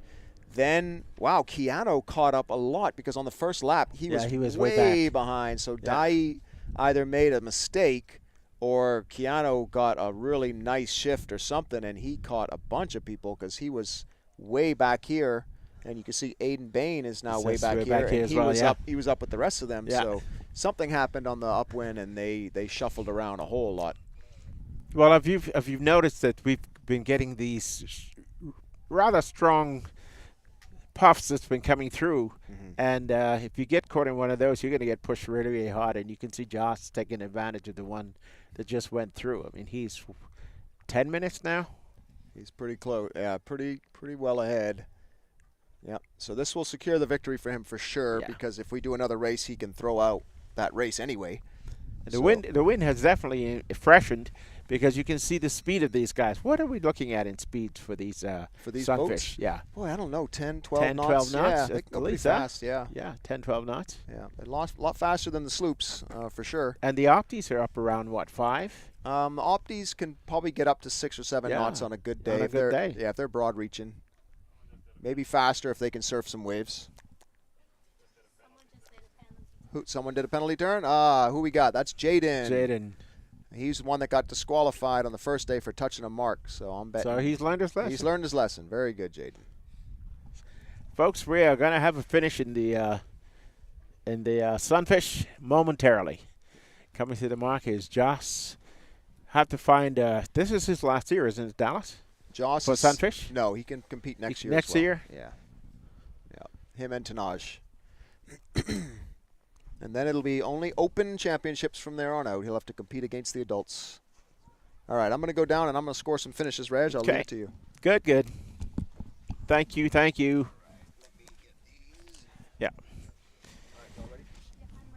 All right. Oh, can you give me my sheets, please? So, folks, we're going to just say congratulations to Joss. He just crossed the line here. 197 Bahamas. He just swept every race that we've had in Sunfish. So that he does not even have to sail the next race if he doesn't want to. So that's kind of cool.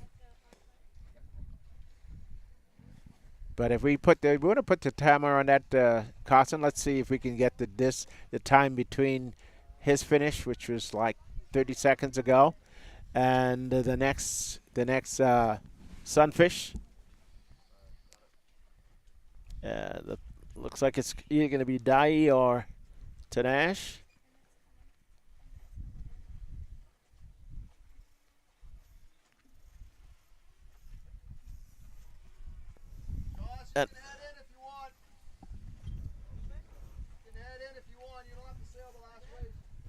Yeah, so the next one coming in, it's probably going to be Tanash. Yep. So the Optis are going to finish up too. Here comes Emmett across the line. Right across the stern of Clubhouse, and he's going to be the first Opti in the Opti Championship fleet. And he will be across, and there you go. That is the whistle for little Emmett Knowles, Captain Emmett. And right behind him is 690. That is going to be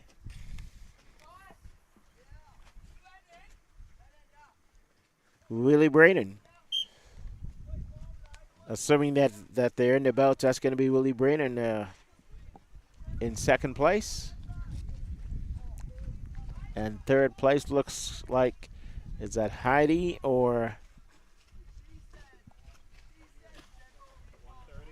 is that 130?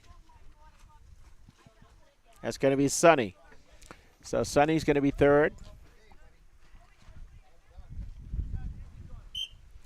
And coming in to finish in the Sunfish, I think they're going to go up. This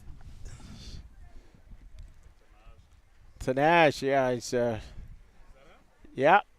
Tanash coming in. Let's see if Dai can get him. Dai and Tanash coming to the line here. And Tanash is going to hold him off. So number 26 across, Tanash Manos for second place. And number 2, Dai Major coming across in third place. So that is the top 3 boats. And right behind that is 117. And 117 is that Tyrese? Don't have my sheet. Oh, I do have it. I do have it. It's Keanu Hutchinson coming across in fourth place. Yep, just went out. We just lost the wind. It just shifted over to northeast, dropped out. But that's the nature of the breeze this morning. You can see it coming on the water again now from a different direction. So this Keanu is fourth. And we have 183 finishing now in Sunfish. And that's going to be Heidi Alperman.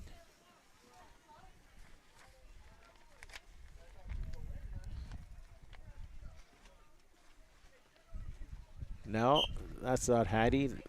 That's 2283.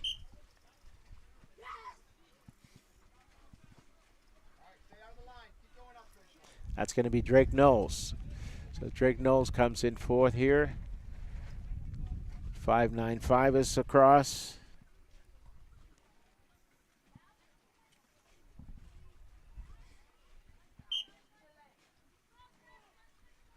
That's Trayshawn McKenzie. So they're going to finish very quickly now in the Optis, and that'll round out the Optis for today. We're going to take a short break and be right back.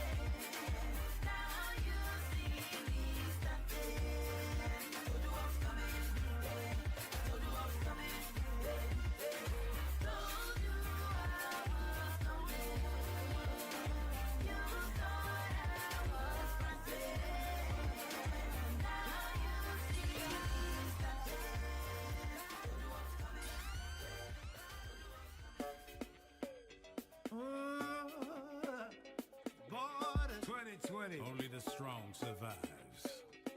Corona, Corona, got us living in the twilight zone. Corona, Corona, why don't you go away and leave us alone? Yeah, yeah, bust it, bass sample, bust it, mother. Economic rules, everyone I pass wearing a face mask.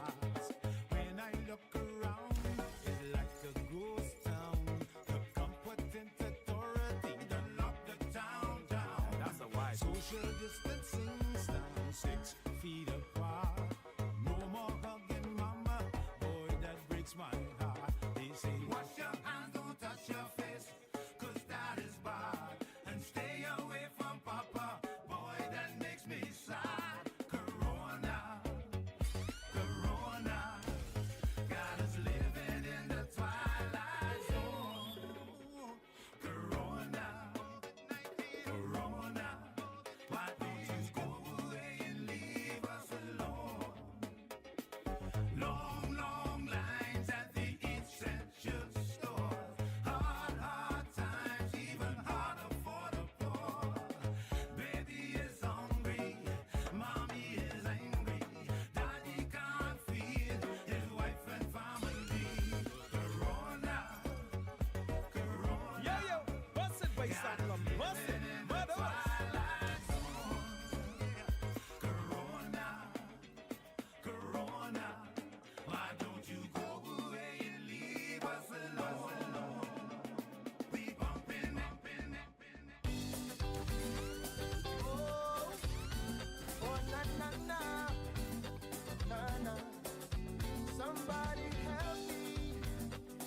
can't take it no more. That's it, I give. Tired fighting this war. It's raining outside and the feeling making me hot. I better find me somebody before I bust a spot. I need me I can't take it no more. Someone to settle the score.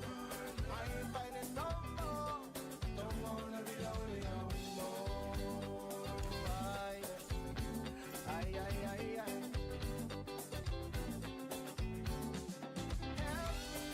Help me, I need someone to hold. Temperature drop, I never feeling this cold. It was so cold when I opened my eyes. Man, I thought I could die. Find me somebody quick. Right now I need me I can't take it no more. Someone to settle the score. I ain't fighting no more. Don't wanna be lonely no more. No more, no more, no more. It's getting hard to continue this way. Things out of hand. I got no one to play. Everything I see nowadays is making me hot. I'm losing control. This got to stop. I need me I can't hold it no more. Someone to settle the score. I ain't fighting no more. Don't wanna be lonely no more. No more. No more. I need me someone standing next to me. I need a body to feel. Someone who's thinking like me. Don't wanna be lonely no more. Are you serious? Yeah, man. I need someone standing next to me. Generate body heat. Someone who's lonely like me. Don't wanna be lonely no more. No more. Don't wanna be lonely no more. No more. Don't wanna be lonely no more. No.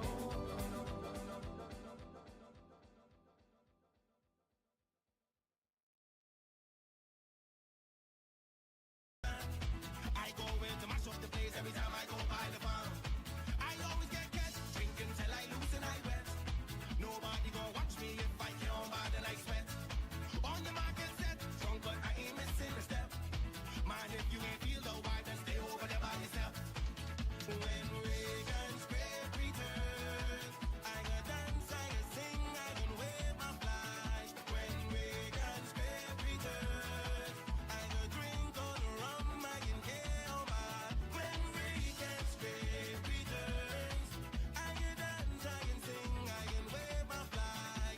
When Reagan's great return, I can drink all the rum, I can get all my. Get him, Ricky!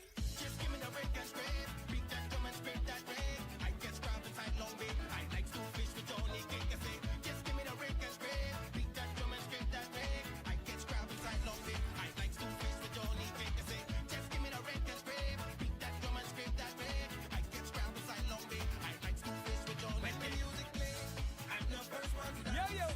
Bust Down it, that face Jamaica, up, bust with it. some blue marlins in my hands. Reggae step so sweet, don't think you understand. Man, woman, man, back on a man. I always get drinking till I lose and I wet. Nobody gon' watch me if I get bad and I sweat. On your market set, strong but I ain't missing a step. Man, if you ain't feel no vibe, then stay over there by yourself. When Reagan's great return, I can dance, I can sing, I can wave my flag. When Reagan's great return, I can drink all the rum, I can get all mine. When Reagan's great return,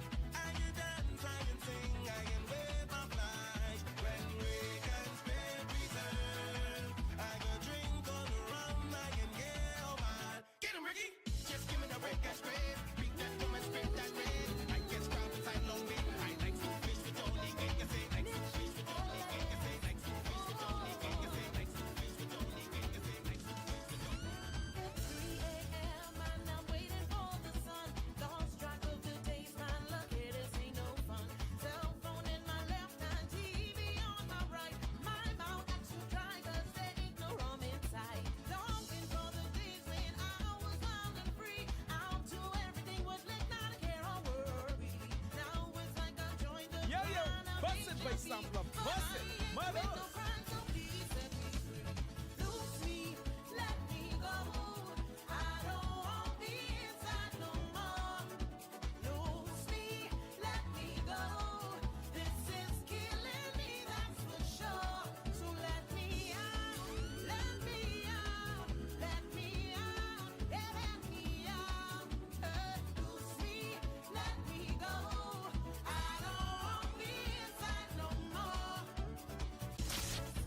Yo, yo, bust it, bass sampler, bust it, mothers. 3 a.m. and I'm waiting for the sun. Lost track of the days, man. Look at this, ain't no fun. Cell phone in my left hand, TV on my right. My mouth got to dry 'cause there ain't no rum inside. Longing for the days when I was wild and free. Out to everything was lit, not a care or worry. Now it's like I've joined the clan of HMP, but I ain't commit no crime, so please set me free. Lose me, let me go. I don't want me inside no more. Lose me, let me go. This is killing me, that's for sure. So let me out, let me out, let me out, yeah, let me out. Lose me, let me go. I don't want me inside no more. Lose me, let me go. This is killing me, that's for sure, yeah. Mothers, they say we on lockdown? When we went to that, I'm tired, yeah. Life inside ain't as easy as it seems. Sit back, let me tell you exactly what I mean. The children stay fighting, date up everything. I'm working like a slave, while he sits up like a king. Can I help you? You sit and rest. Come here, babe, let me feel upon the breast. Mine is a nightmare, this ain't the life for me.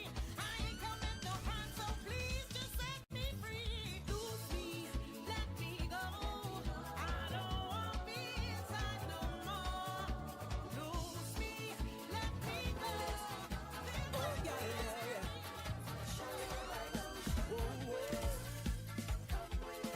Yo, yo, bust it, bass sampler, bust it, mothers. This guy tell me every time I hear wake and straight play, there is something that wakes inside of me. It clears my mind and puts me in the zone. Makes me feel to party, will never go home. She say all night I have been waiting for this song to come on, yeah. Now this rake and scrape about to turn this party on. So I tell her why not she waste and that's what I told her. Bring the winding thing here. This is rake and scrape, so hey, wine and go down low. Oh yeah, see your whining time too. Yeah, let this rhythm take ya. Oh Lord. Oh gosh, yeah. And this is what I told her. Party in full gear, so mash this gas. Girl, time for stalling, so move like it's your last. There ain't no stopping now. Come with it. Come with it. Somewhere playing. Show you my motion. Turn it up. Come with it. Oh yeah. Show me your this girl tell me every time she hear DJ sampler play, there is something that wakes inside of she. Welcome back to the 6th annual Exuma Sailing Club Regatta from beautiful Elizabeth Harbor in downtown Georgetown. Great Exuma in the Bahamas. We are sailing on a Sunday morning. We have absolute perfect weather, absolute perfect seas, and we're about to get into the final races for the day in the championship Optis and in the Sunfish class. So those two we're going to finish up now. These will be the last two races. We will have included 6 races, which will allow sailors to drop 1 race, and so we'll see what that's going to be. But in the last race, just want to run that down for you. Here was the finish in race number 3.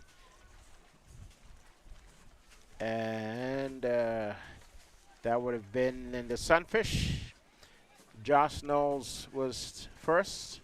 Second went to Tanash Manos. Third went to Dai Major. Fourth went to Giano Hutchinson.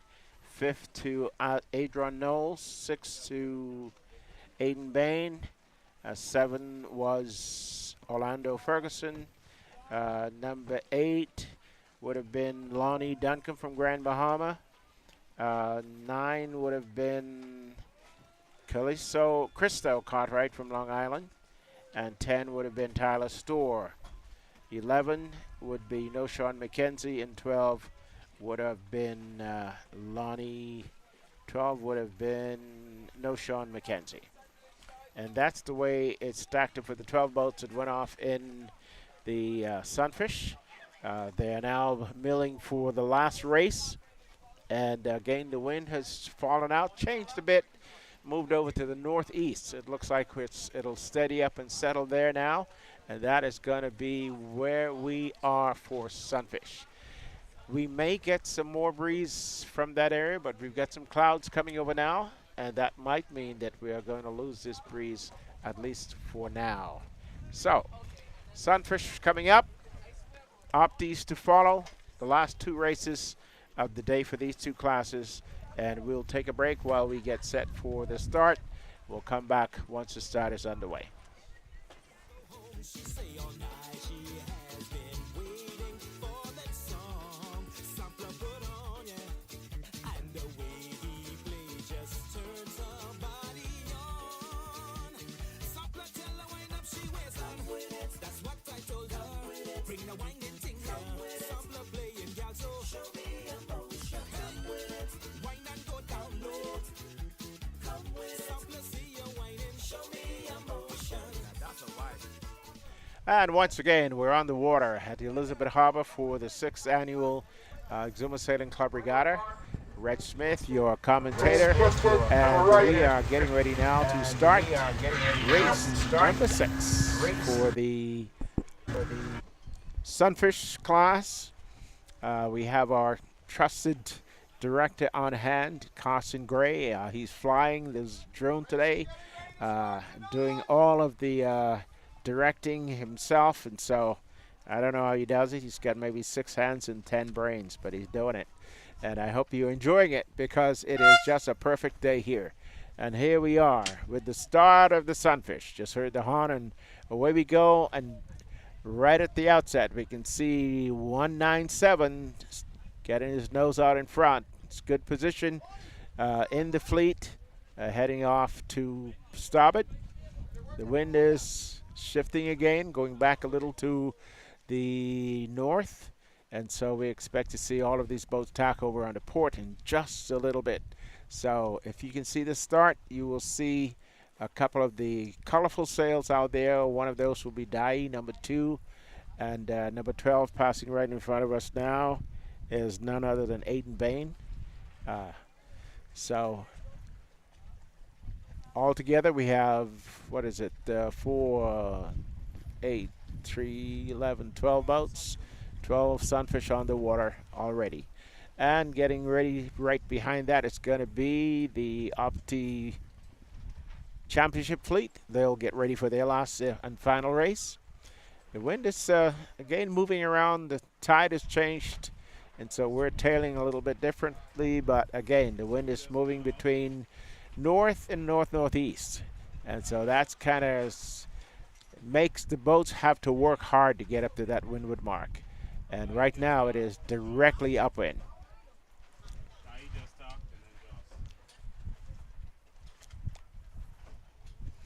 So we've got Josh and Dai hooked up already, looking for Tanash. Tanash is on the weather of all of them, trailing behind a little bit, so he's in the commanding position right now. He just got to be reaching out with these 2 boats that seem to be going a little bit faster, and that happens when the sailor decides to point up a little bit more than the boats underneath him, and so he's tacking away. I guess he did not like the the puff that he was getting or the breeze that he was getting. So Tanash was tacked away and gone back onto starboard. So has a couple of the other boats. 197 is still headed off, turning now, just tacking on to starboard. So their wind shifts. The wind is shifting back and forth quite a bit right now for some reason. We're getting some clouds overhead, and that's perhaps we're getting a little scruff out of those. But the boats are working now more to the left side of the course because of the wind shift. Get over on the left side and then take advantage of the shift. And we'll see how that works out. And 197 is back. And right now he's in a commanding position. Tanash is tacked back again. And so has Joss. So they're really working the shifts. Working the shifts really, really hard. This is going to be an interesting race, folks. The Sunfish are underway.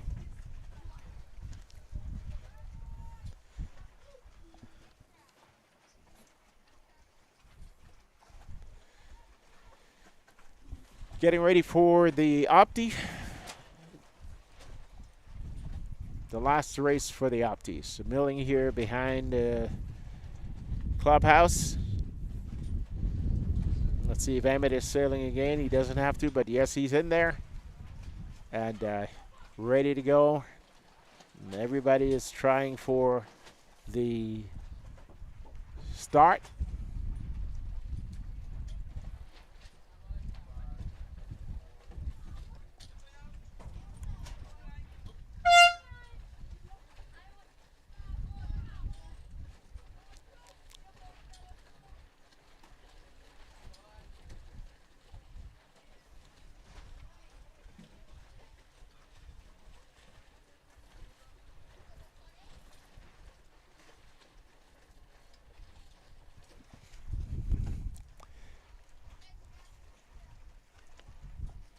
So, looking at the Sunfish, let's catch up through where they are. It seems Tanaj is still on his way to the windward mark. Where is Joss? We're trying to see where Joss is, and Joss is tacked now. He's headed again on starboard, going over, short tacking in between. Might be Tanaj stuck out there a little bit, out on the left side of the course. The wind seems to be on the right side. Everybody's over there. And the boats on the left side do not seem to be getting the same breeze. And that's quite possible here in Elizabeth Harbor. So we're going to ask Carson to get in a little closer on the marker up there so we can see who is really, really leading this race. Carson, if you have some numbers for us, that would be good too. Okay. So we're looking for Tanaj, 26. 26 should be on a ley line to the mark. But there are two boats out there with the same sails, and they're both right together, so I can't tell you which is which. But we know that Dai, number 2, and 197 are the lead boats now heading to the windward mark on the first leg of the final race in Sunfish for the 6th annual Exuma Sailing Club Regatta. The weather's changing a little bit.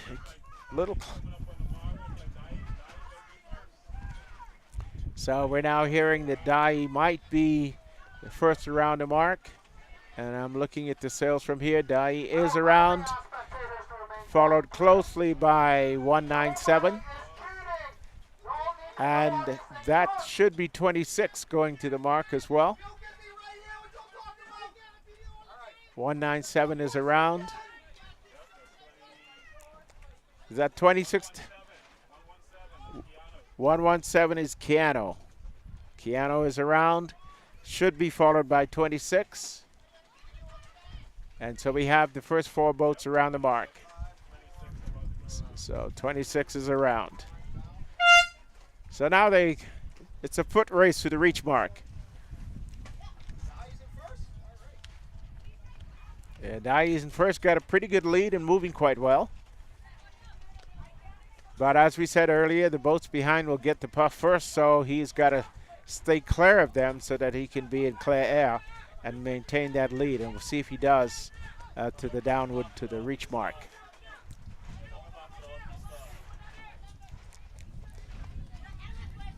So we have a lot of noise back here. What's going on behind us here? There's a lot of yelling back in the Opti fleet. And we have a spectator boat over here that's creating a little noise as well. The Opti fleet spread out across the line. And we're waiting for the start.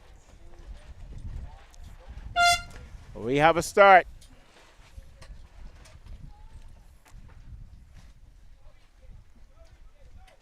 We have a start.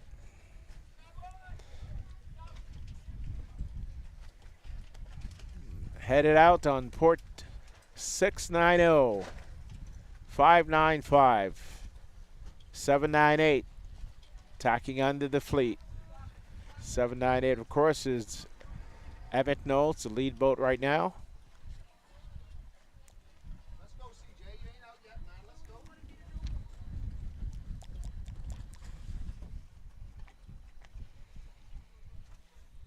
And the Opti fleet is away. Meanwhile, looking back at the Sunfish, we can see Dahi is on the way to the reach mark. He's got maybe 20 boat length right now, thinking in terms of the 17 feet of Sunfish on the water. It's going to be kind of, with the clouds coming over, we're back into that little shifty, up and down, puffy kind of weather. And so it's going to be interesting to see how they handle this. All of the Optis now on the reach leg. Yep, everybody's around. Last boat seems to be, is that Christo ring number 1, bringing up the rear at this point?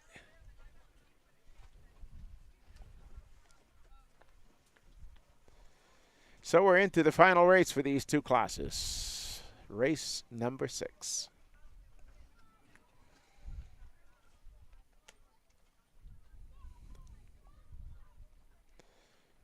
We'll take a quick break here and come back once they approach the reach mark and bring you up to date on where we are.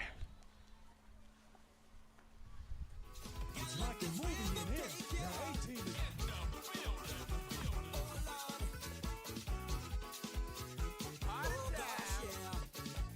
And this with sampler to the party in full gear, so mash this gas. Gal, time for sculling to move like it's your last. The dance floor back and rum in we system. Yeah, Bahamian music pumping on every piston. Gal, there's no time to waste. We may only get today. So come play.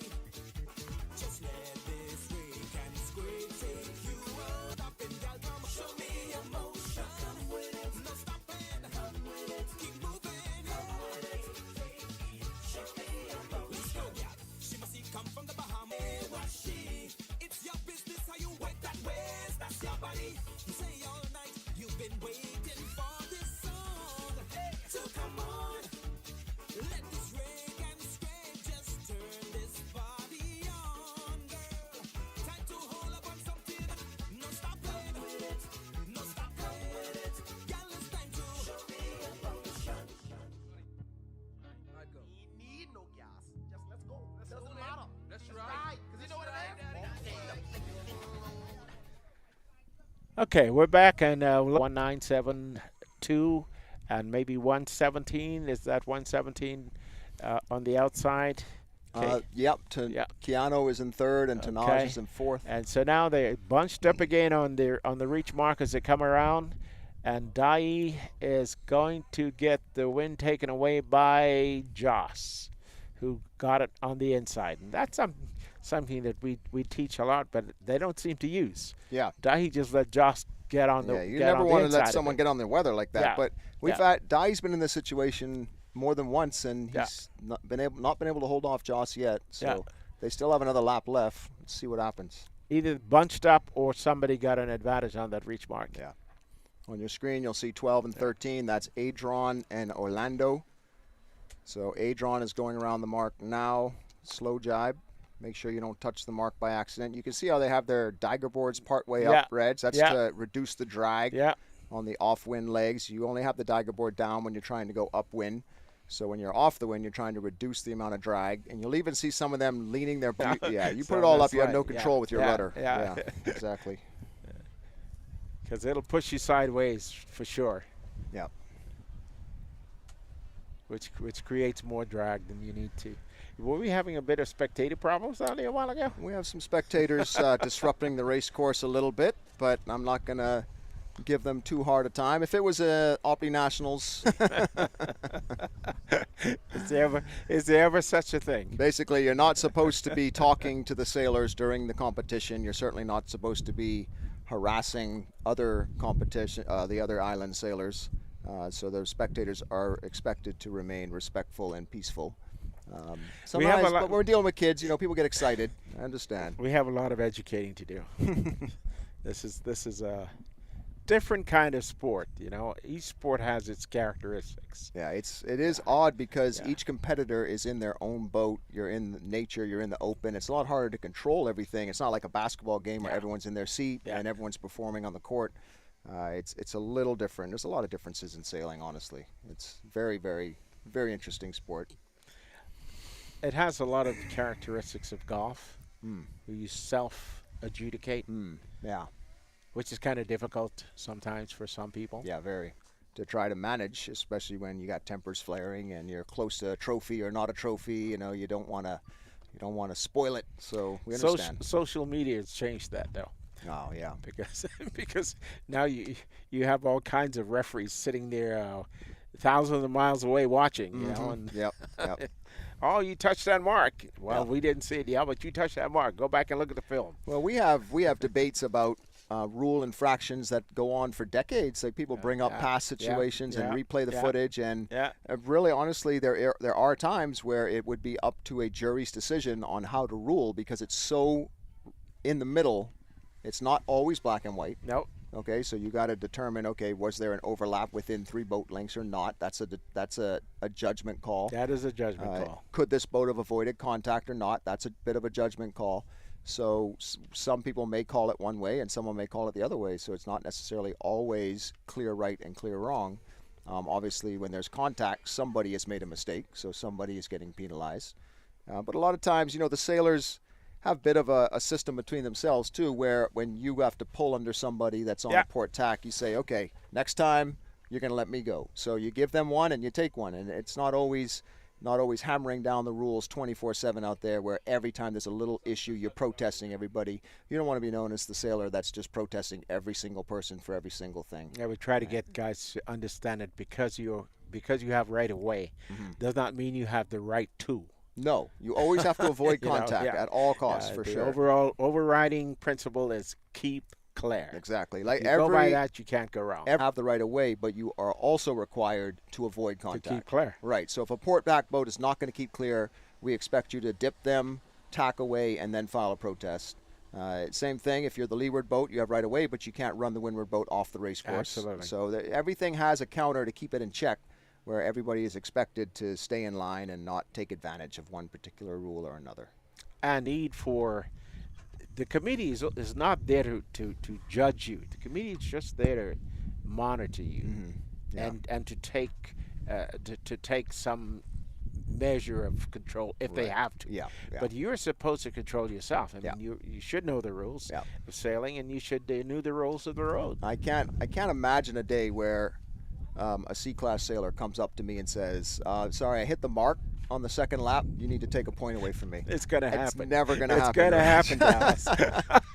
You're going to be shocked one day. It's never going to happen. Comment over, we did so-and-so. Yeah. Okay. All right, Tyrese McKenzie, first around the mark. He is having an incredible day. Top 2 finishes, I believe, in every race. Yeah. So he is stepping it up. He was 1 point out of third place. And after these races, he's going to be a lot closer. So that's very interesting. Looks like Emmett is going to be second, and then Christos. Oh, no, that's not Emmett second. That's Drake. Yep, Drake is in second. 183. Yep. So Drake's in second. Emmett's right behind. like as Yeah, they're going yeah, around as the they're mark. going around But the mark, sometimes yeah. they pull it up too early. early. You slide down and hit the mark. Yep. Yeah, there's Christos. He's Yep. behind those guys. So yeah, really tight at the top mark. Tyrese has a bit of a lead, but not much. It makes a difference to get that dagger board up, though. It does. It really does. Yeah, and especially the opties, you can kite them, which is what we say when you're putting the boom up in the air on Yeah. the off wind. So you Yeah. grab the top of the dagger, and it really does increase the speed. But it does require a lot of balance. A lot of the kids end up capsizing early on when they're learning the process. Because you got to know how to handle that helm. Exactly. Yeah. And, I mean, You push it the wrong way, and you could be Yep. over. And the Yeah. boat is so small, it just takes Yeah. a little bit of leaning in and Yeah. leaning out, even from a small child, and you Yeah. can balance the boat really, really well. Yeah. So they're coming around quickly now. The fleet is closer this time, been more favorable going Yeah. up to the Yeah. mark. Everybody on starboard now should be on ley line and around. And we got the Sunfish behind us right here. Joss is still in the lead, but not much. Dai is Oh, that's just interesting. leeward and forward of him, where when Dai tacked. So we could have a good race. All right, here, Dai and Joss are actually tacking at the same time. And then Tanaj is Now- going to follow. That's interesting. Yeah, That's really interesting how they're set up there. yeah. Speed right now. You've got to get some speed and get up to that guy. Can you do it? And Joss has just dropped his bow and he's flying. You can see Yeah. that. Well, they know in the lighter breeze like Yeah. this, you have to sail in low mode. You Yeah. cannot point. The Yeah. boat's just going to lose too much speed. So But Dai has got a lift right there, Mhm. and he's moving quite well. Might be interesting, but again, this is the noise. Look at them come at it. And I think the trawler's going to get in Dai's way. Okay, here goes Joss. Yeah. So we can see right now how Now, close they Josh are. is across him. Josh is across. He's going to dip. Yeah, plus Joss has starboard. Josh has so- starboard on him. He's going to yeah. dip. But they're right there. You can hear them talking to Yeah. each other. Yeah. They're So good, he's just good about to friends. Yep. Good friends. Meanwhile, Tanash has tried to stay away. He's gone off trying to get an advantage on Dai, I'm sure, because he's not going to get And then over here we got Keanu, but I think he's too far out. I don't Oh, think Keanu's way too I don't far think out. he's going to cross anybody. yeah, he's too far out. Yeah. But on your screen right now, you'll see Dai on the far left, Joss in the middle at the white sail, and Tanaj with the yellow sail. Further downwind of them is probably Adron. Little shadow from that key over there, because the wind's gone back over here. So he So, just yeah, tacked over on his starboard. Keanu is definitely behind all those guys, Yeah. and so is Orlando, number 13. He's over there with Keanu. This is interesting with Josh and Dai right here. Mm-hmm. So I think Dai's ahead now. I don't think Joss can clear him. Nope, he just got knocked. All right, let's see. Just got knocked. Oh, yeah, see, Joss is ahead. See, Josh saw the knock and took it. Yeah. Dai didn't. Yeah, well, he couldn't anymore once Joss Yeah, started the yeah, tack. yeah, He got now he could probably tack now. He'd be okay. Well, I'd go a little further, Yeah, you don't want to tangle with that buoy either. It's Yeah, starting buoy's yeah. right there. but you don't want to get fouled by. There they go. Yep. This, if you're watching this here, folks, this is really in close racing, and the two boats, the white sail and the striped sail, he's not paying attention to the in between. But these two guys are really at each other here. Yeah, and this is where sailing is so interesting because it's hard to tell who's ahead of who, and it changes constantly. And So fast. It's not like So a fast, sprint race yeah. or a track race where it's like a one line and you can clearly see who's ahead of somebody else. It's rarely do you have two sailboats close to each other, so you got to figure it out. And then when they come together, you confirm whether or not someone's ahead. Look at the separation here, Dallas. We talk about going upwind, how you go up a step. You walk up the ladder, Yeah. and you watch Joss walked up the ladder. But look at Dai gets a really good puff. He's flying, but it's already behind. crossed him. Yeah. Because he just opened up in that little space. Yeah. Well, the breeze Yeah. picked up a little bit too. Yeah, They got a yeah. little burst of speed. Yeah. Tanaj picked up. He got it as well. So he's come. But Joss is gone. He's well away. Yeah. Now I expect that Josh is not going to stay there very long and allow Dai to get up on him. He'll probably come back on. The whole regatta, so I don't see why he would now. Yeah. And he didn't have to sell this race. No, he had it locked up. Yeah. This race doesn't even need to count for him. But they love sailing so much. He didn't. Oh, and it's a perfect day. Yeah, it I is. mean, why not? Yeah, it's not very hard. Now you see how far Tanaj is out of it. They've just sailed away from him. Yeah. So we got the Optis going around the reach mark now. Tyrese is still in first, but Drake is caught up a lot. And then behind him They're is, bunched up. yeah, Christos, and Sunny. And then Emmett is in about 6th place right now. So, yeah, it'll be a good finish. Everyone's got some work to do. There goes Carson. Yep, Carson's going to give us some footage any Give us some second good now. footage right Yep. there.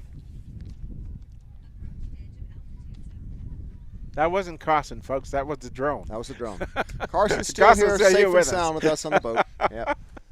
It's good to have Carson, Gray's Media Solutions. Yes, sir. Incredible work he does with the drones. There you go. He's got it up. And we can see them going around the marks now. So there's Drake.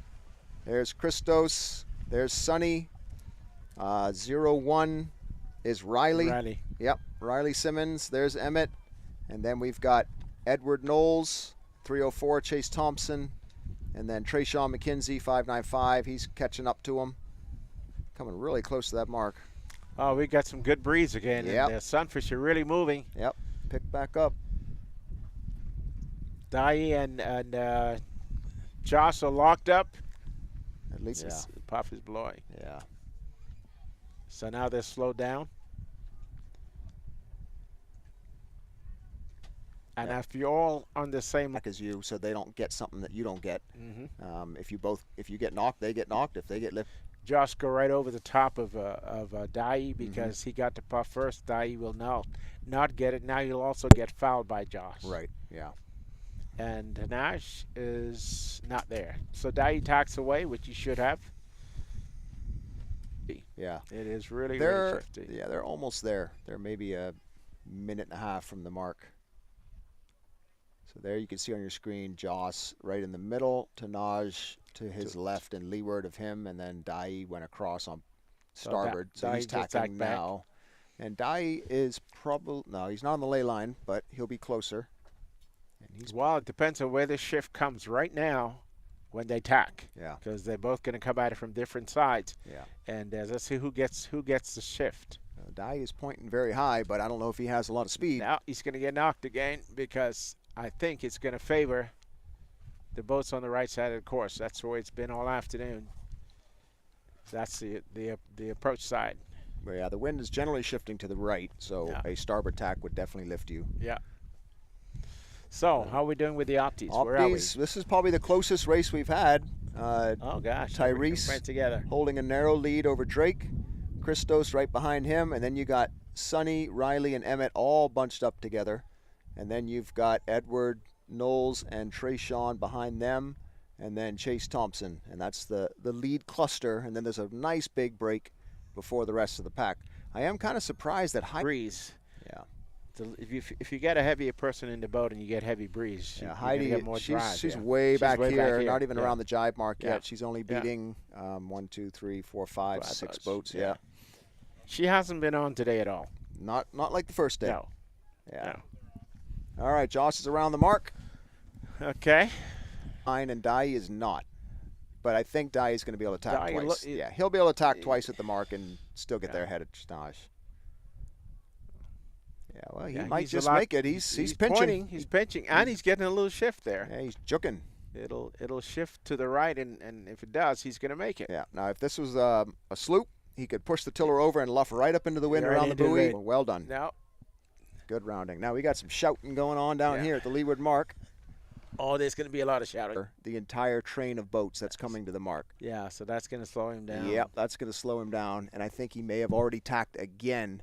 So he did 2 tack first and then count to 5 and tack on top of him.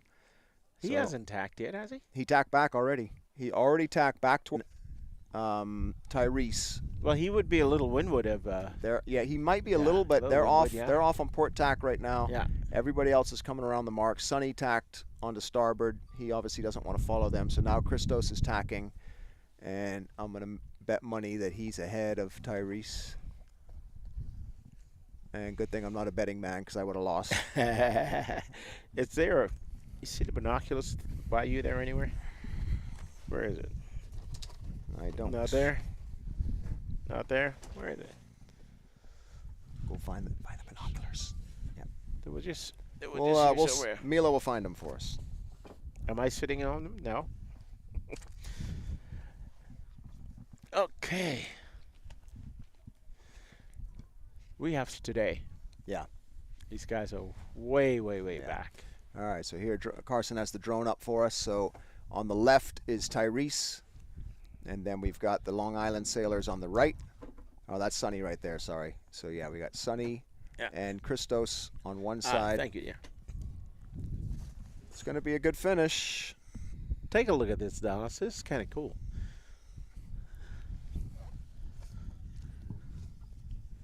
Yeah, you can see really well. Yeah, going to be a close one. Yeah. And the wind is freshened again. Yep. So they'll get it. Where is Emmett's not too Emmett- interested in this one. I don't Emmett, think. he got knocked back early. He's right here, so he's still in probably about 4th place. We'll see if he can catch anybody towards the finish. I don't think Green Christos 799, Sonny 130, and then that was Emmett that just tacked, so he's going to dip Sonny. And the red letters on the sail is 799 Christos Knowles. okay. So he's the lead boat right now. I don't think so. Yeah. I think that one at the top of your screen is Drake. I think Drake's in the lead. So Tyrese has slipped to at least 3rd. Then Sonny's am I 4th. missing Look some on bits? the screen, Reg. Yeah, I'm looking, but I'm looking So here. Drake is to going thing. across Christos right now.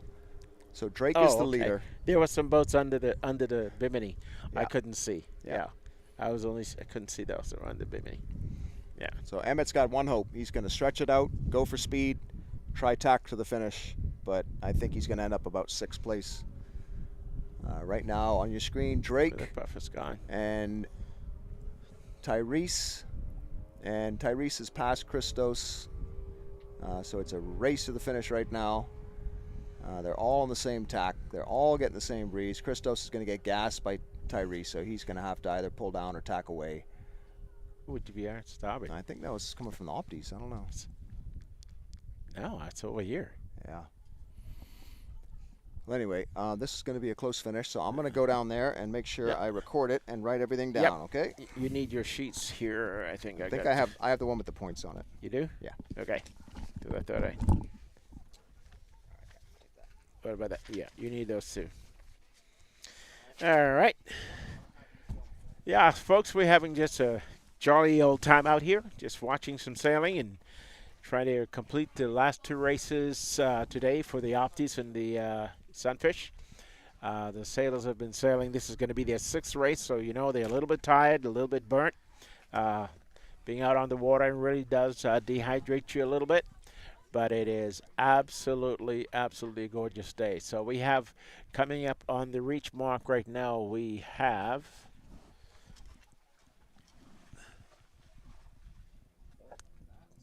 three of the boats. Tanash, Dahi, and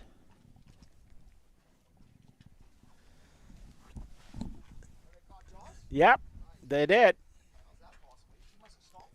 And Tanash caught them both and is ahead. So that's interesting. Right at the reach mark.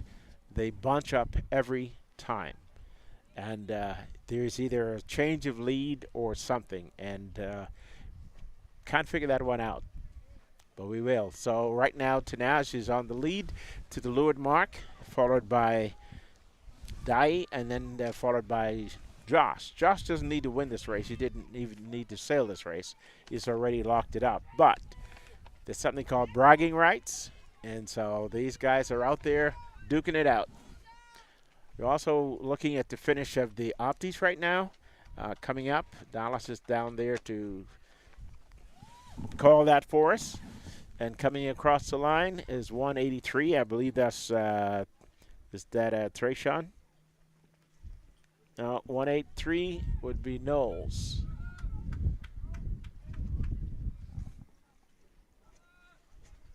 With Drake Knowles coming across. Is he going to make it? Yep, he's tacking to it. But did he get caught by somebody here?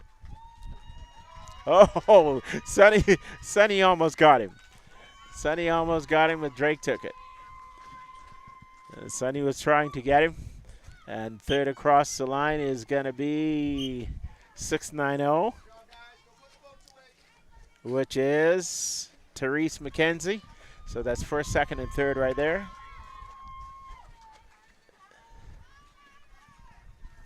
Fourth is going to be 799, which is, got to find these numbers, they're very fine. Christos Knowles, it's another Long Island boat. 953 is in here as well.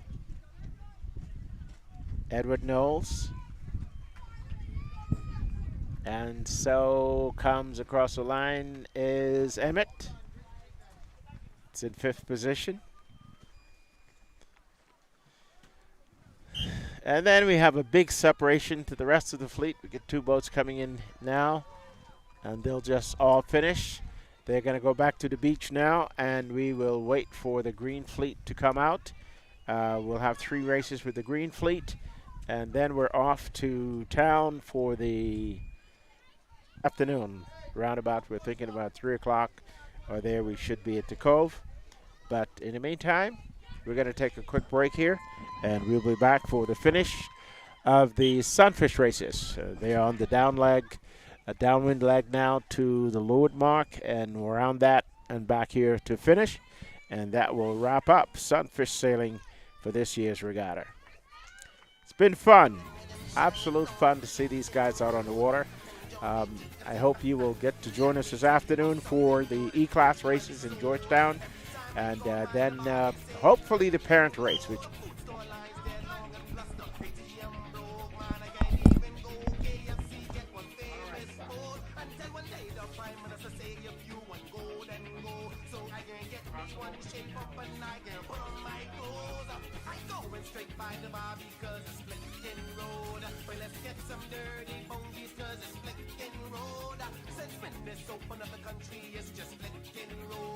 I got me some jelly juice because it's flicking road. The flicking road. The flicking road. I say the flicking road. The flicking road. The flicking road. Are you serious? Yeah, baby. Doesn't matter. That's right. You know what it is? Okay, the flicking road. The Bahamian music ambassador. DJ Sampler. Let me tell you about something would it break my soul. Every time I go on my body say it's flicking close. I've been stressed out past couple of months, I swear that only God knows. I couldn't drive my car by my gal, I couldn't hail my bros. By the food store lines, they're long and plus the ATM broke. Man, I can't even go KFC, get one famous food. Until one day the Prime Minister say if you want go, then go. So I can get me one shape up and I can put on my clothes.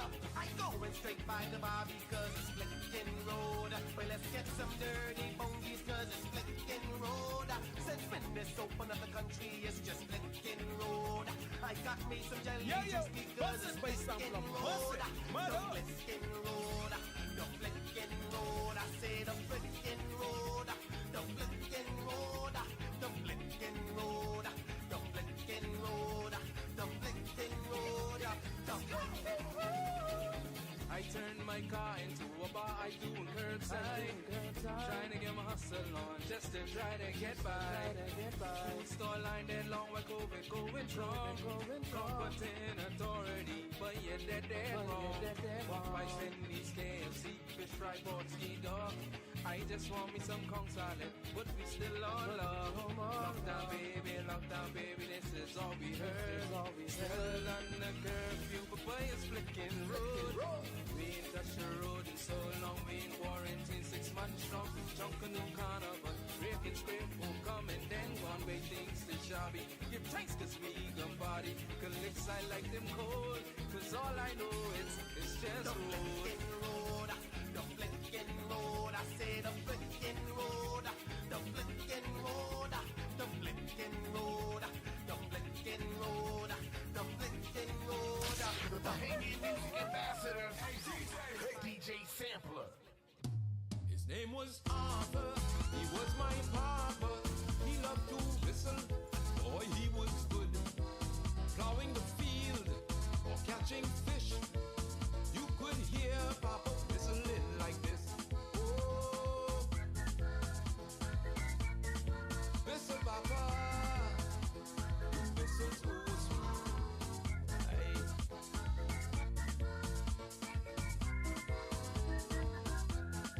He was a Cat Island man, a gentleman. He said to be kind. Okay, and we're now looking at the finish of the Sunfish coming up through the Opti fleet, which is still completing. And we had a really interesting turn of events at the reach mark, where we had Tanaj Manos, who was in a rather distant third place, catch up to both Dai and Joss at the windward mark, and on the reach mark actually passed them and was in front of them. But now we're looking out at the race course, and we're seeing that for somehow Joss has gotten in front of both Dai and Tanaj, and he looks as though he's going to cross the line here in front of both of them. Dai looks to be second. Tanaj is a little slower than them, and I might add that Tanaj is a little bigger guy in these boats, so it takes a little bit more to push it. So maybe Dai and Joss showing a little bit more speed than Tanaj is, but it's also the tactics in how you sail the course, a bit more experience than both of them, and it shows actually in the way he handles his boat and handles the course. And so we expect to see him come in across the line here first, just coming to us now. Although Dai has tack, I think if Dai had just kept going, he might have been able to get him, but he's not going to do it. He tacks on it. He's got his nose in front. Joss is going to tack over away from him, and he's going to come through in front of Dahi, just nosing out Dahi for the sixth win. I think he's won all but all of the Sunfish races. And so Joss across 197, number 2 Dahi coming across second, and tacking right here is Tanaj right next to us.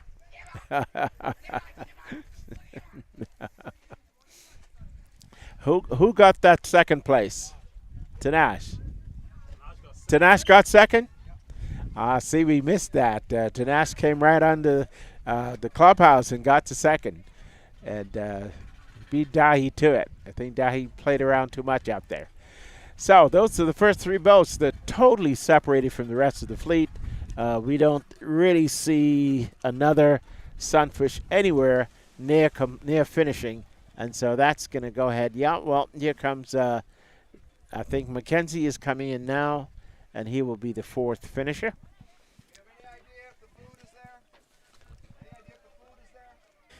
So let's just run down the Opti Championships. And so, Carson, here's what we got. We've got the 1, 2, 3, 4, 5 boats that are going to be medaling. And we've got Emmett Knowles with 5 points, Drake Knowles with 13 points, Edward Knowles, 24 points. I'm sorry I missed there. I should have gone to first. Tyrese McKenzie would be third with 12 points. And then Edward Knowles with 24 points. I'm sorry. Let's back up again. First place, Emmett Knowles. Second place is going to be Tyrese McKenzie. Third place is going to be Drake Knowles. Fourth place is going to be Sonny Appleman. And then fifth place would be Edward Knowles. And so that's the way the Opti Championships complete. They are finished now. They're going to go back to the beach. They'll switch out. The green fleet will come out in Optis, and we will have 3 races immediately with the green fleet. And so we're going to take a break here and come back to you once the green fleet's on the water. We'll come back and bring you up to date. So stand by. We'll be back in just a moment.